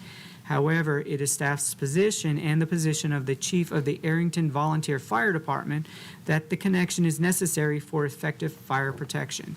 It is also staff's opinion that it is necessary for the efficient provisions of utilities because the 2 developments are served by the same water utility district, non-traditional sewer service provider, and other utilities. For these reasons, staff is of the opinion that 1 roadway connection is appropriate between the developments, but that this 1 connection should be limited for use by emergency vehicles and utility service providers only, similar to the existing limited access point on Mullins Road already constructed on the east side of King's Chapel. Further, in order to maintain a clear delineation between the 2 developments, to ensure that the lot count in King's Chapel is limited to 449 as required by the subdivision regulations, and to make clear which development is responsible for the roadway connection and emergency gate, all property within the King's Chapel concept plan must be subject to the King's Chapel HOA documents, covenants, and restrictions, and all property within the High Park Hill concept plan must be subject to the High Park Hill HOA documents, covenants, and restrictions. The gate and the emergency connection shall be subject to the covenants and restrictions of High Park Hill. The covenant and restrictions and other applicable homeowners associations documents associated with each development must reflect same upon the filing of the next final plat. The zoning ordinance is very specific regarding the provisions that must be addressed in private road, gated developments, and all of those required provisions must be included in the covenant and restrictions. Based upon staff evaluation as described above, staff recommends that there only be 1 connection between the subdivisions rather than 2, and that the connection be accessible by emergency vehicles and utility service providers only. Water will be provided by Millcrofton Utility District, and sewer will be handled via a non-traditional wastewater treatment and disposal system, for which a revised site plan to accommodate the additional lots for this development and the Kings Chapel development appeared as item 22 on this agenda. It should be noted that once detailed construction and engineering plans are prepared in conjunction with the submittal of a preliminary plat, changes to layout, including the potential for a lot reduction, may be necessary. A landscaping plan will also be required. Provided that items 22 and 25 on this agenda are approved, staff recommends approval of this revised concept plan with the condition that there only be one gated connection between Kings Chapel subdivision and the High Park Hills subdivision, and that access be restricted to emergency vehicles and utility service providers only. Staff also recommends that the following conditions be met at future stages of development. The preliminary plat must address the following. Number one, submission of roads, drainage, and erosion control plans for review and approval by the county. Number two, submission of water plans for review and approval by Millcrofton Utility District. And number three, submission of the applicable construction plans for required wastewater disposal facilities to TDEC, the county consultant, and staff. Final plat must address the following. Number one, prior to final plat submittal for any future section of the development, the required zoning certificate for the revised wastewater treatment and disposal system shall be submitted, and all conditions associated with the wastewater site plan approval must be satisfied. Number two, prior to consideration of final plat approval, the applicant shall submit HOA documents for review and approval by the county attorney's office. The HOA documents must address maintenance and operation of the private roads and gates in High Park Hill that meet the standards and requirements of Articles 16 and 17 of the zoning ordinance. The HOA documents must be submitted with the final plat, and the approved HOA documents must be recorded concurrently with the recording of the final plat. Number three, prior to consideration of final plat approval of any future sections of the development, the security gates at the entrances of the development shall be permitted and installed. Number four, the emergency/utility provider gate shall be permitted and installed prior to the submittal of the final plat of the section of the development in which it is located. Number five, establishment of performance bonds for roads, drainage, and erosion control. Number six, establishment of a performance bond for water improvements in favor of Millcrofton Utility District. Number seven, establishment of a performance bond for the wastewater collection system. Number eight, submission of landscaping plans and establishment of a performance bond for landscaping. Number nine, execution of performance agreements for the above referenced sureties. Number 10, execution of a stormwater maintenance agreement and submission of an operation and maintenance plan for stormwater improvements. And number 11, submission of the approved final plat in DWG format on recordable media based on the Tennessee State Plan Coordinate System prior to signature and recording of the plat. Mr. Chairman, two additional things. The written version of the report inadvertently stated the gates for the development were shown on the recorded final plat. They are, however, only shown on the preliminary plat. And the second, additional materials related to this item are on your desk in front of you.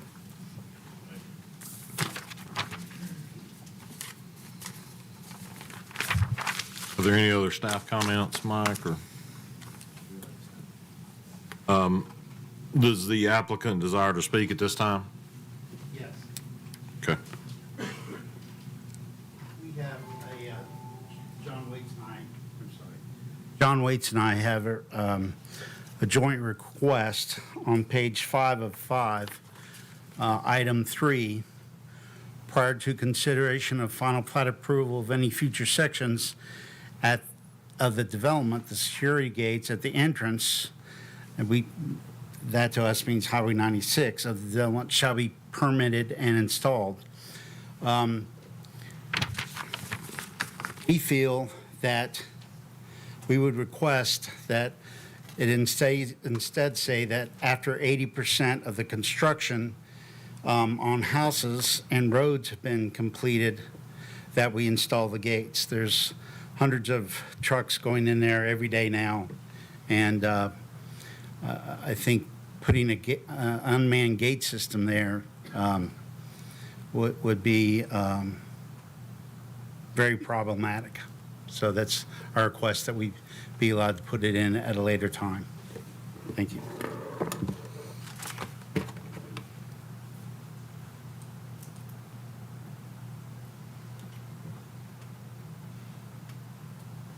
Before we open up the public hearing, do we have any questions from Planning Commission members at this time? Yes, ma'am. Is how many lots in High Park Hill have gone through the final plat process?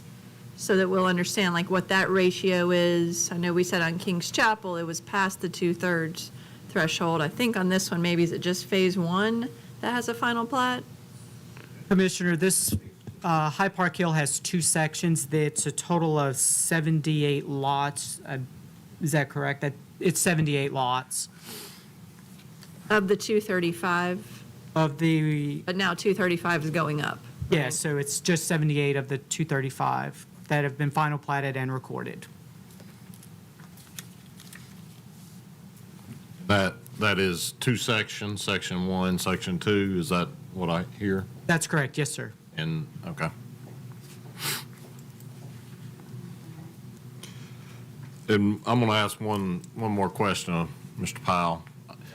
Is the intention, looking at the plan, I see that there are, sorry, where'd it go? There are several phases or sections. Is your intent, your 1 and 2 is to go 3, 4, and then 5 is actually the connection that would be made across? Is that correct? Are you intending to go in that order? I believe so. I need to talk to John about this. Yes, that's correct. Okay. That's true. Yeah, we're working on 3 right now, and then 4 would come, and then however we apply the next 2 phases. Okay. All right. Thank you. Yeah, you ready? You're good. Yes, sir. Thank you, Chairman.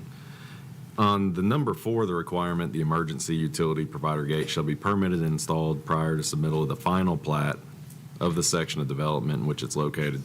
Is there a zoning ordinance that requires that? Or what's our obligation or options there based on Mr. Powell's request to do something different? So he can clarify, but what I heard was it was the front gates on 96 would not be installed until 80%. But this gate, this emergency gate would be installed, correct? At the time of final plat of that road. Okay. That's what I actually meant, the entry gates. To his specific question, what's our obligation or what are the zoning requirements? Why did staff recommend it and what are our options as a body to consider that request? It's legal. There's not a specific timeframe that's required in the zoning ordinance, and so it's really, some subdivisions put it in earlier if they have a separate construction entrance, some don't. So you're able to establish that timeframe. Staff put this in there just so there was the obligation that the gates would in fact be installed.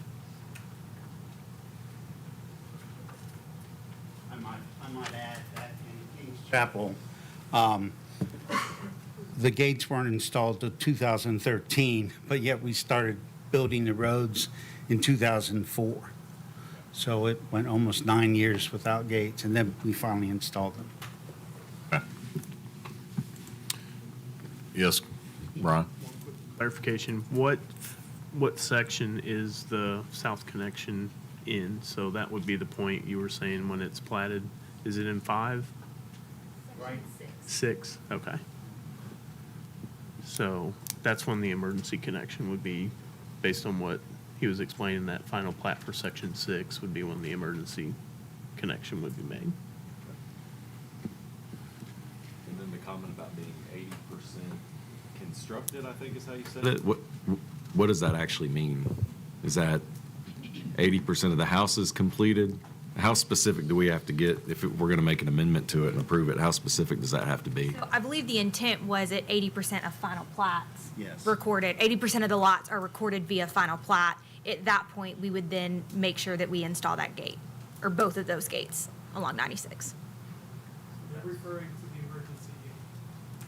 Can we just clarify that? No, so we are referring to Free the 2 access gates off of 96. The emergency access gate will be installed with Phase 6 when that road is connected. Commission is asking about your emergency. Hey, hold on. Pointing that out. No, I think I'm asking about the entry gates to the development. Those will be constructed at 80% build out. So that means when 80% of the lots are final platted, that is when those will be constructed. Got it. If the planning commission grants their request. Correct. They're asking for 80% final plat. You can reduce that, you can tie it to building permits, whatever the planning commission sees fit. That's their request. The emergency access gate has to be installed before the final plat of the section that it's contained in, which they're saying is section 6. That's okay with us. Yes, sir. Mr. Chairman, my suggestion would be to go ahead and have the public hearing at this point, Okay. and then we can have additional discussion once we hear from All the right. public. Sounds good. So once again, we have this public hearing, we have 4 people signed up. Each person will get 3 minutes total to make their point. And with that, I'll open the public hearing, and Paul Nickel is the first person.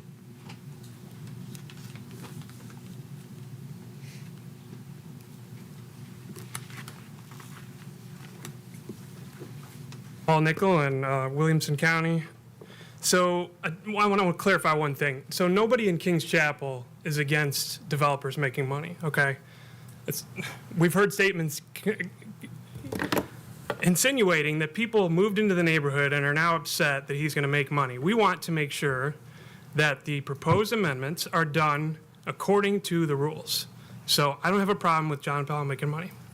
One thing that hasn't been brought up in this forum tonight is that the developer also owns a private club. The club sits at the entry to Kings Chapel. It does not sit within Kings Chapel gates. It sits right outside. The club can sell memberships to anybody. They don't have to be Kings Chapel residents. And most of the members are Kings Chapel residents, but the club memberships are being sold to High Park Hill buyers. There was Mr. Russ mentioned something that was circulated a year ago and was resurfaced, and I did resurface that. And I resurfaced it because that sales flyer mentions not only club amenities, but things that are within Kings Chapel that are for residents only. What you're hearing here tonight is that residents are concerned about the connectivity of the 2 neighborhoods.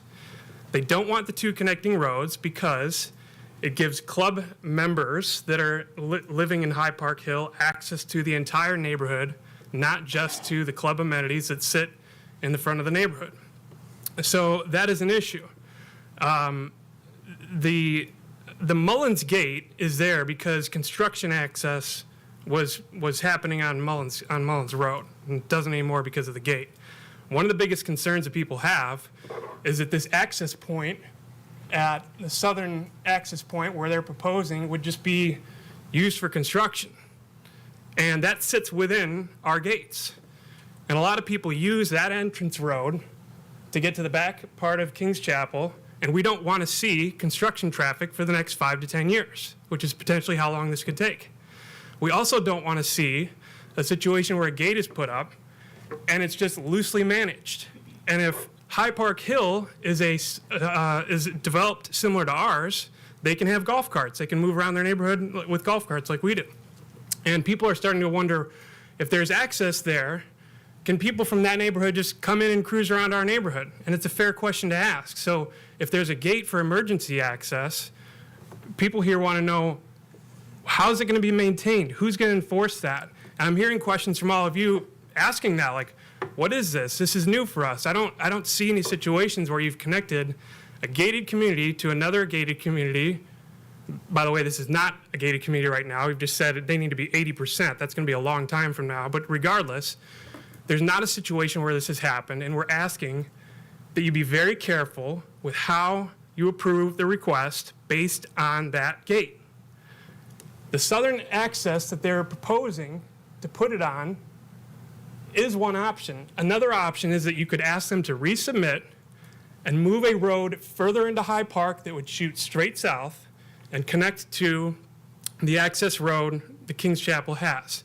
By doing that, you put the emergency access gate outside of Kings Chapel's gate.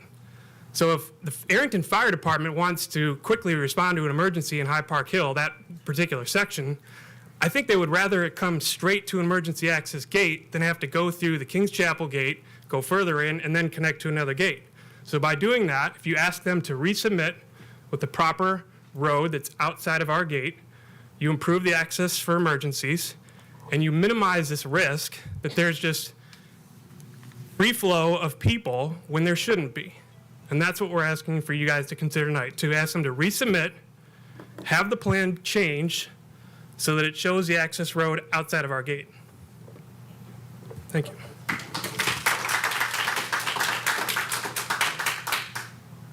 Next is Elise Cooley.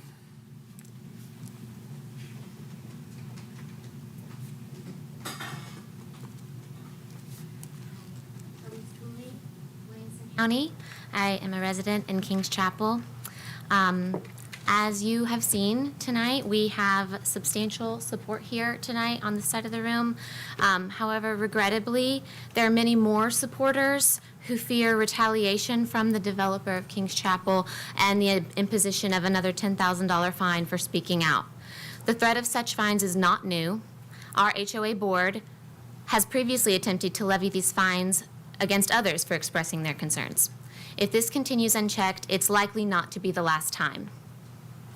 I was personally informed by a Kings Chapel board member appointed by John Powell that the post-approval plan involves merging the proposed High Park Hill section with 75 homes into Kings Chapel. Such an action would blatantly disregard the rules that cap Kings Chapel at 449 lots. Furthermore, there are still adjacent parcels of land that we fear might suffer a similar fate in the future. Regarding the proposed emergency access gate, we believe it would be an eyesore, like Mullins Gate it currently is. It's important to note that it's not a requirement by county regulations to even have said gate. I implore you, if you do approve it, to require it to be visually discreet and well-maintained, as my husband described. And finally, if you're inclined to improve the High Park Hill plan, we ask that you make it a specific requirement for them to plant large privacy trees to ensure strict separation. And in closing, I hope you will listen to the overwhelming opposition tonight, which aligns with the majority of our community not able to be here. And we urge you to deny the applicant's proposed plans for the High Park Hill. Thank you for your time. Thank you. Next one is Greg Cooley.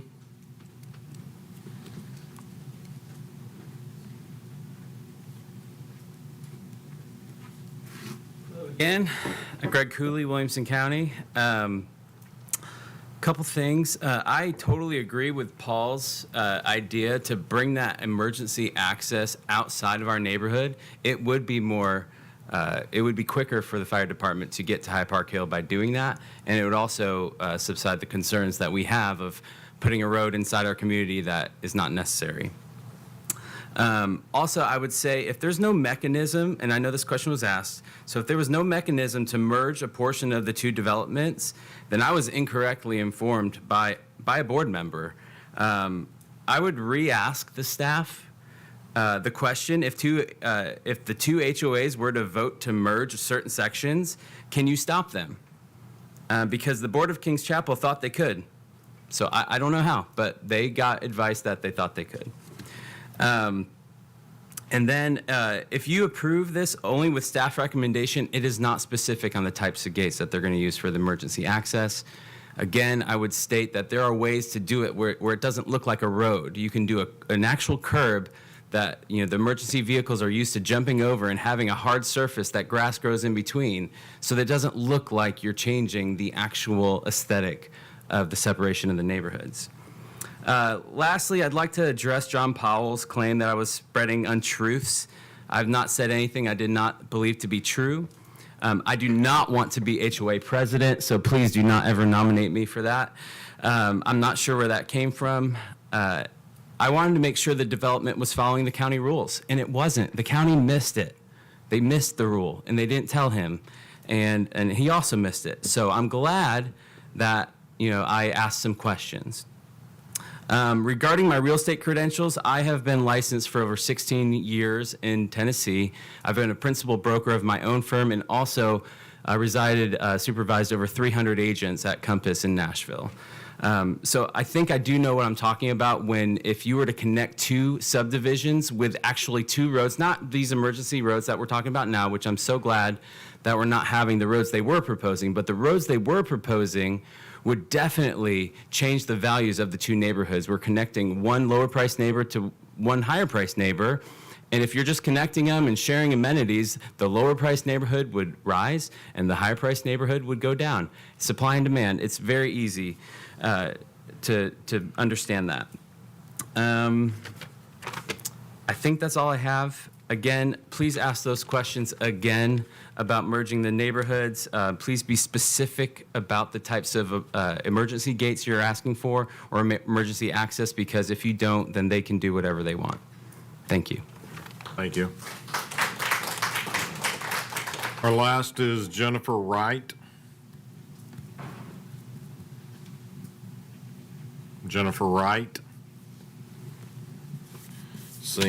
Not seeing that, we will close the public hearing at this time.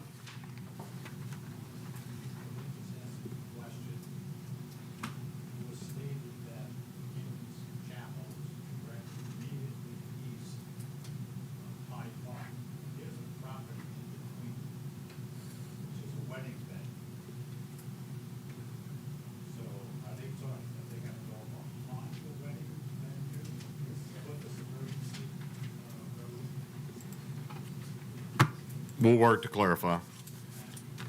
With that, staff, anything at this point? Y'all good? Mr. Powell or either? Would y'all like to say anything at this point? So I would like to clarify really quickly. So we have had correspondence with the fire department, and the fire department is not in agreement that they can jump curbs. They would like to provide that full curb cut along there. That comes straight from the fire department. So. I just got the same text. At any rate, the man suggesting that a road be going straight down to Section 9, that goes through established operating drip fields for our utility. So Ashby doesn't own it anymore. The utility company owns it. I think Chrissy can attest to that. And I can also say that Greg Cooley is the first one to get a $10,000 fine. It's never been done before. Thank you. Thank you. Can I answer any other questions? So I'll open up to questions to Planning Commission members. Anything further you want to discuss?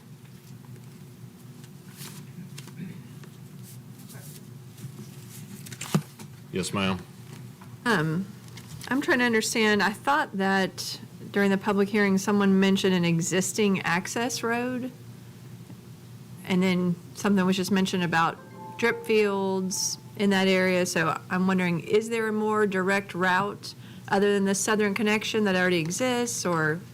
So just south, and I think that's what Mr. Powell was speaking to, so just south of that existing access road into Kings Chapel is all southwest is all of the wastewater treatment area, as we saw on item 22 of this agenda. And so because of that and because of that area, there is no other alternative to that access road connecting High Park Hill and Kings Chapel. Correct. Yes, sir. Clarification, Brian said that's the southernmost point that you could connect. So what is Majestic Meadows Drive? That looks like a road that goes to the wastewater treatment facility maintenance building. Looking at 22B, since that shows the drip fields. Majestic Meadow Drive is part of Kings Chapel and goes out to 96. It goes all the way out to 96. So up on your screen, you'll see it's past the blue, and it goes all the way, if you follow it all the way down, it exits out onto 96, where the second set of gates are for Kings Chapel. So Charlie looks like he's got his cursor right over it. That is Majestic. That is correct, yes. Charlie, if you'll follow that for us, please. Right there, and right there is where it comes out onto 96. That is today a gated access for King's Chapel, secondary access. That is correct, yes. There's a gate there, operational gate.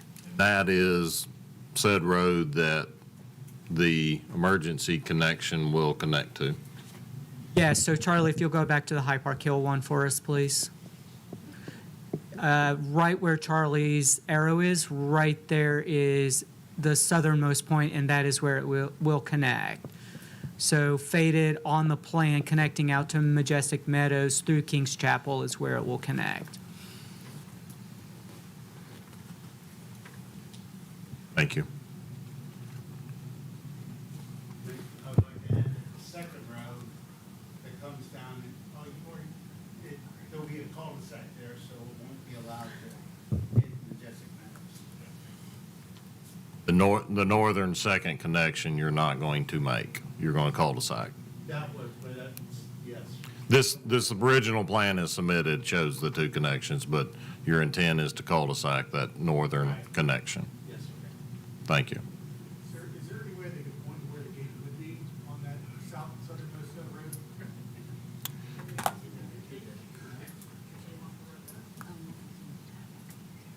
Not that one. Emergency gate. Where the two roads were? So Allison, if you'll show Charlie on that one so he can point it out to the commission, please.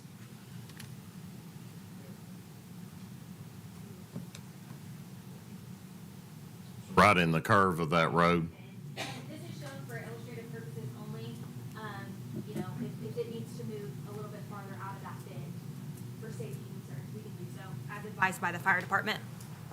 Your intent is to have that gate on property of High Park Hill. Yeah. Absolutely. Thank you. Any other questions from, Yes, I do. So can you back in there, Charlie? Into that section where the gate's going to go?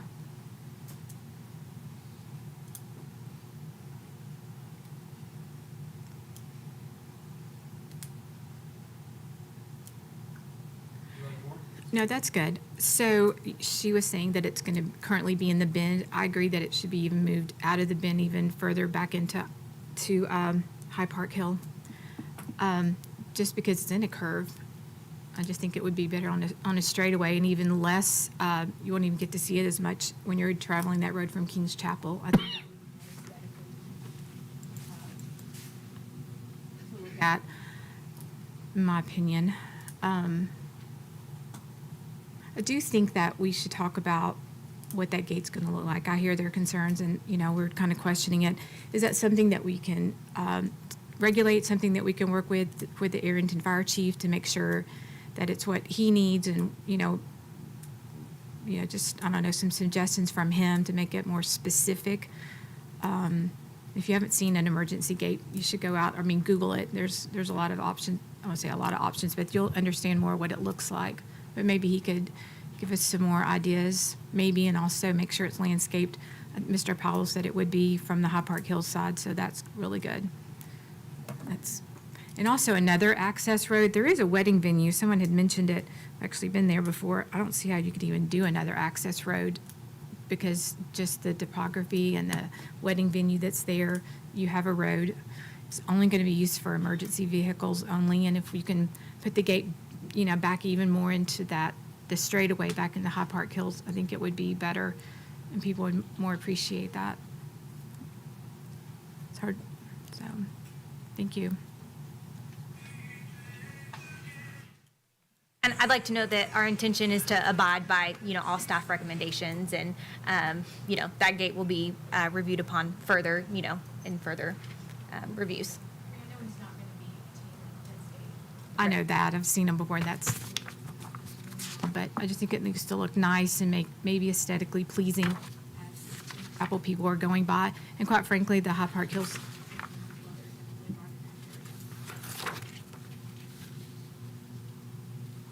thank you.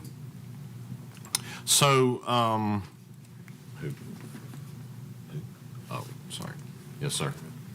Can you help me understand the timing of when that gate comes in? I heard the comment about it being used as a construction kind of access point. installed upon filing the plat of that phase? What does that mean? Like, So it will not be used as a construction entrance. That is incorrect. It will only be used as emergency access. And so when comes development for Phase 6, so I forget how many lots are in Phase 6, 10 or 15 lots. Whenever that phase comes through for final plat, at that point, that gate will have to be installed and approved by the county. not a roadway there right now. Correct, there is not. The only existing roadway is that road that is located right now in Kings Chapel. Is there an opportunity for that road to exist prior to filing that plat and that it could be used by vehicular travel?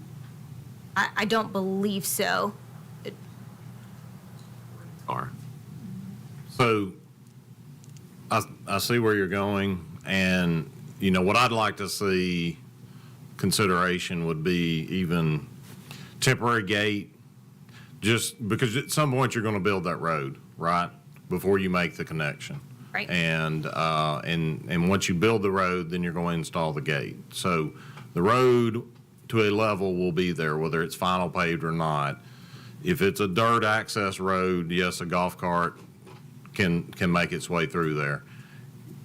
Can we get a commitment that when that road connection is graded, that a construction gate is installed?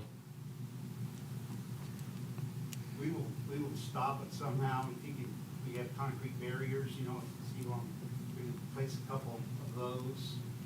That would look bad. So we'll do something to prevent golf carts and homeowners from walking through there. Yeah. I don't know what that is yet, but we'll do something. We don't like them on the roads when we're building roads anyway. Right. I'm guessing their concern is like subcontractors looking for the quick way in and out. Are they going to use that little gravel dirt road or whatever just to make their quick escapes back and forth? That sounds like the concern I'm hearing. Sure that there's a gate in Kings Chapel before you get to that road. But couldn't you leave and pull up to the gate at 96 and it open? I'm sorry, Yeah. Mr. Chairman, the conversations need to happen at the microphone, or we're not going to get them on the record. Thank you. Said we will do something to prohibit as much as we can construction and residential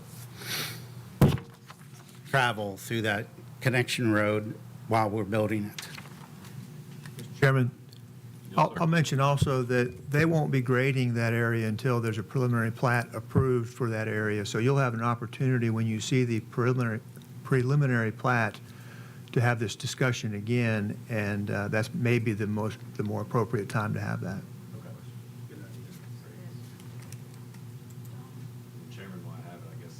Have to make a motion or what we have to do to approve the request for that 80% for the front gate. I'd make that motion. Yeah, we'll work on that in an amendment. Yeah, with an amendment. Mr. Crohan? My question is depending on how the development goes and things are sold, you're saying 80%, it's possible that Section 6 could build out, have lots and stuff built on it before the 80% is in. And my statement on that would be, if that's the case, then the gates would not be there, would not apply until the security gate wouldn't be there. Is that correct? Gates at 96 would not be there up until 80% build out. However, that emergency access will be there as soon as Phase 6 comes through for final plat. Yes, sir. And the other thing, just for the clarification for the county anyhow, if for any reason that gate, the security gate is left open or the security gate has a problem, that is not the county's responsibility. That would be the homeowners association responsibility, correct? Yes. Okay. Thank you. Ron?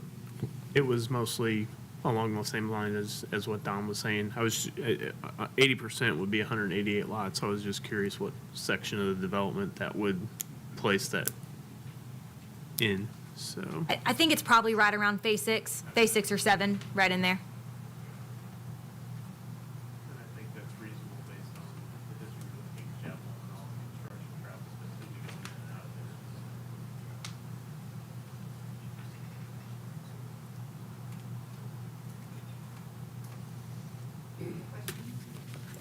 Yes, ma'am. Thinking of some of the statements we've heard tonight, I'm wondering about what is the delineation between High Park Hill and King's Chapel in this location? We've spoken of the need for the gate. Is there fencing along that property line? Is there a berm, landscaping? Like, what is the developer proposing that delineates the two neighborhoods? So as you'll notice on your plan, there is a pretty intense development buffer on both sections of the subdivision, so on both High Park Hill and Kings Chapel. And those development buffers are as necessary in the subdivision and zoning ordinance regulations. So I believe in some cases, it's about 250 feet of separation between the two subdivisions, so. As far as any physical, is there fencing proposed or landscaping? We are not proposed? proposing fencing or specific landscaping in that location at this time. But there does need to be a vegetative buffer on both sides, so there will be landscaping separating the two developments.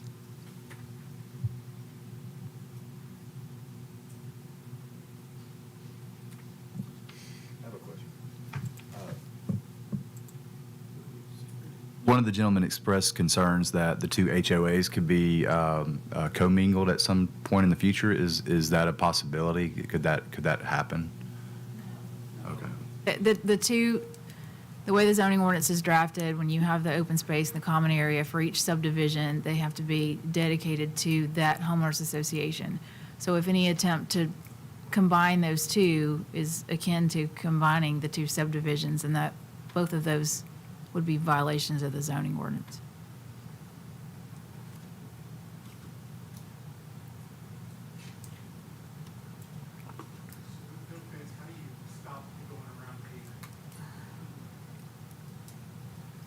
So let's talk about the back gate, the emergency gate between the two, and you may be able to answer the question.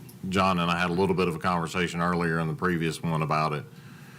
Is your intention there to have a aesthetically pleasing gate? It's not to just have a red arm that sticks out and goes up and down. Your intention is to have a physical gate that could not easily be driven through. Is that correct? That is correct. Even though we weren't required to do so to date, we are putting an electric line and got an easement to put an electric gate at Mullins Road so that service vehicles, emergency vehicles could go through there. We can do the same over there. And if I wanted to cheap out, I could have sold this all during the recession. But if I wanted to cheap out, I wouldn't have rebuilt a church with my own money. If I wanted to cheap out, I wouldn't have done the bridge. We don't cheap out. We plant trees where we aren't required to, but we do it anyway. So I would not cheap out a gate, although it's only going to be used on occasion. Wouldn't do it. And in the preliminary plat, we will see more details. I think that's the time to do that. Yeah, we'll see more details on the gate and any landscaping buffer on each side that would keep people from that's the driving back and appropriate forth. Yeah, okay. Thank you. Any further questions? No, we can't take questions, unfortunately, from the crowd. I apologize. Yes, sir, Mike. Well, I was just going to say that if you do move to do the 80%, I think it would be appropriate, as Mr. Richter said, to tie that to the prior to final plat submittal for the 188th lot, rather than trying to tie that to a specific phase which could change, or to building permits. So 188 lots is the 80th, is what you're telling me? That's correct. Based on the 235. Right.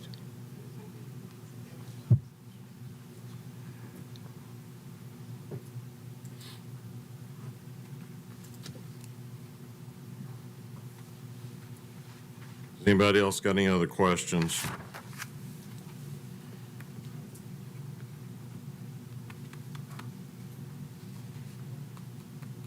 Thank you. Thank you. Any other discussion on this, on item number 26? Keith? Yeah, Mike, on that 188, do you need a motion for that? Do we need to change? Okay. Well, we will amend the motion, or having a motion amended with that. Actually, you would just include that with your motion if you Right. move to approve it with staff recommendation with the addition of.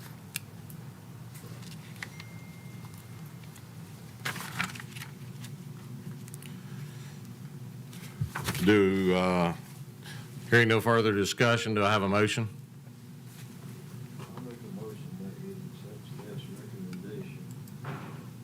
Exception that we will add that at 188 lots, the gates on Highway 96 will be installed. And also, I don't know if this is proper, but also if when they start to develop the Section 6, that there will be a temporary gate or a permanent gate for security at that point. I second that. Thank you. Would it be okay to be a little more precise, just to help us to administer this, to say that prior to submittal of a final plat for the 188th lot, that's when the gate must be permitted and installed? And then they couldn't do any work prior to the final plat, so I would accept that.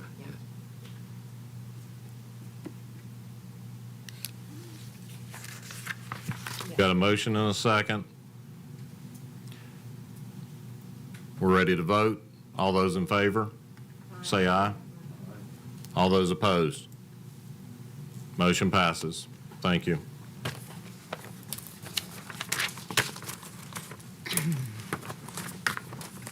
Moving on to preliminary plats, item number 27, preliminary plat review for Hyde Park Estates subdivision containing 16 lots on 109.69 acres located off Hyde Road in the second voting district. Staff? Thank you, Mr. Chairman. A concept plan for this development was approved by this body at the June 2023 meeting, and the applicant is now requesting preliminary plat approval for the development, which contains 16 lots and approximately 19 acres of open space. The plat is consistent in layout with the concept plan. The preliminary plat is in order, and staff recommends approval with the following conditions, which must be addressed with final plat submittal. Number one, prior to submission of the first final plat, the installation of roadway signage as recommended by the county's traffic consultant shall be completed to the satisfaction of the county highway superintendent. Number two, prior to consideration of final plat approval, the applicant shall submit HOA documents which shall address the requirements of section 17.12 private streets of the zoning ordinance for review and approval by the county attorney's office. The HOA documents must be submitted with the final plat, and the approved HOA documents must be recorded concurrently with the recording of the final plat. Number three, establishment of a performance bond for roads, drainage, and erosion control. Number four, establishment of a performance bond for water improvements in favor of Nolensville College Grove Utility District. Number five, submission of landscaping plans and establishment of a performance bond for landscaping improvements. Number six, execution of performance agreements for the above referenced sureties. Number seven, execution of a stormwater maintenance agreement and submission of an operation and maintenance plan for stormwater improvements. And number eight, submission of the approved final plat in DWG format on recordable media based on the Tennessee State Plan Coordinate System prior to signature and recording of the plat. Thank you. Any discussion or questions regarding item number 27? We have a motion and a second. All those in favor say aye. Aye. Those opposed? Motion passes. Item 28, preliminary plat review for Hardeman's Estates subdivision containing 10 lots on 65 acres located off Murfreesboro Road in the 5th voting district. Staff? Thank you, Mr. Chairman. A concept plan for this development was approved by this body at the May 2023 meeting, and the applicant is now requesting preliminary plat approval for the development, which contains 10 lots and approximately 10.5 acres of open space. The lots are served by individual on-site septic systems, and the Williamson County Department of Sewage Disposal Management has approved the request. The plat is consistent in layout with the concept plan. The preliminary plat is in order, and staff recommends approval with the following conditions, which must be addressed with final plat submittal. Number one, prior to consideration of final plat approval, the applicant shall submit HOA documents for review and approval by the county attorney's office. The approved HOA documents must be recorded concurrently with the recording of the final plat. Number two, establishment of a performance bond for roads, drainage, and erosion control. Number three, establishment of a performance bond for water improvements in favor of Nolensville College Grove Utility District. Number four, submission of landscaping plans and establishment of a performance bond for landscaping improvements. Number five, execution of performance agreements for the above referenced sureties. Number six, execution of a stormwater maintenance agreement and submission of an operation and maintenance plan for stormwater improvements. And number seven, submission of the approved final plat in DWG format on recordable media based on the Tennessee State Plan Coordinate System prior to signature and recording of the plat. Thank you. Do we have any questions or comments on item 28? Thank you. We have a motion and a second on the floor. All those in favor say aye. Aye. All those opposed?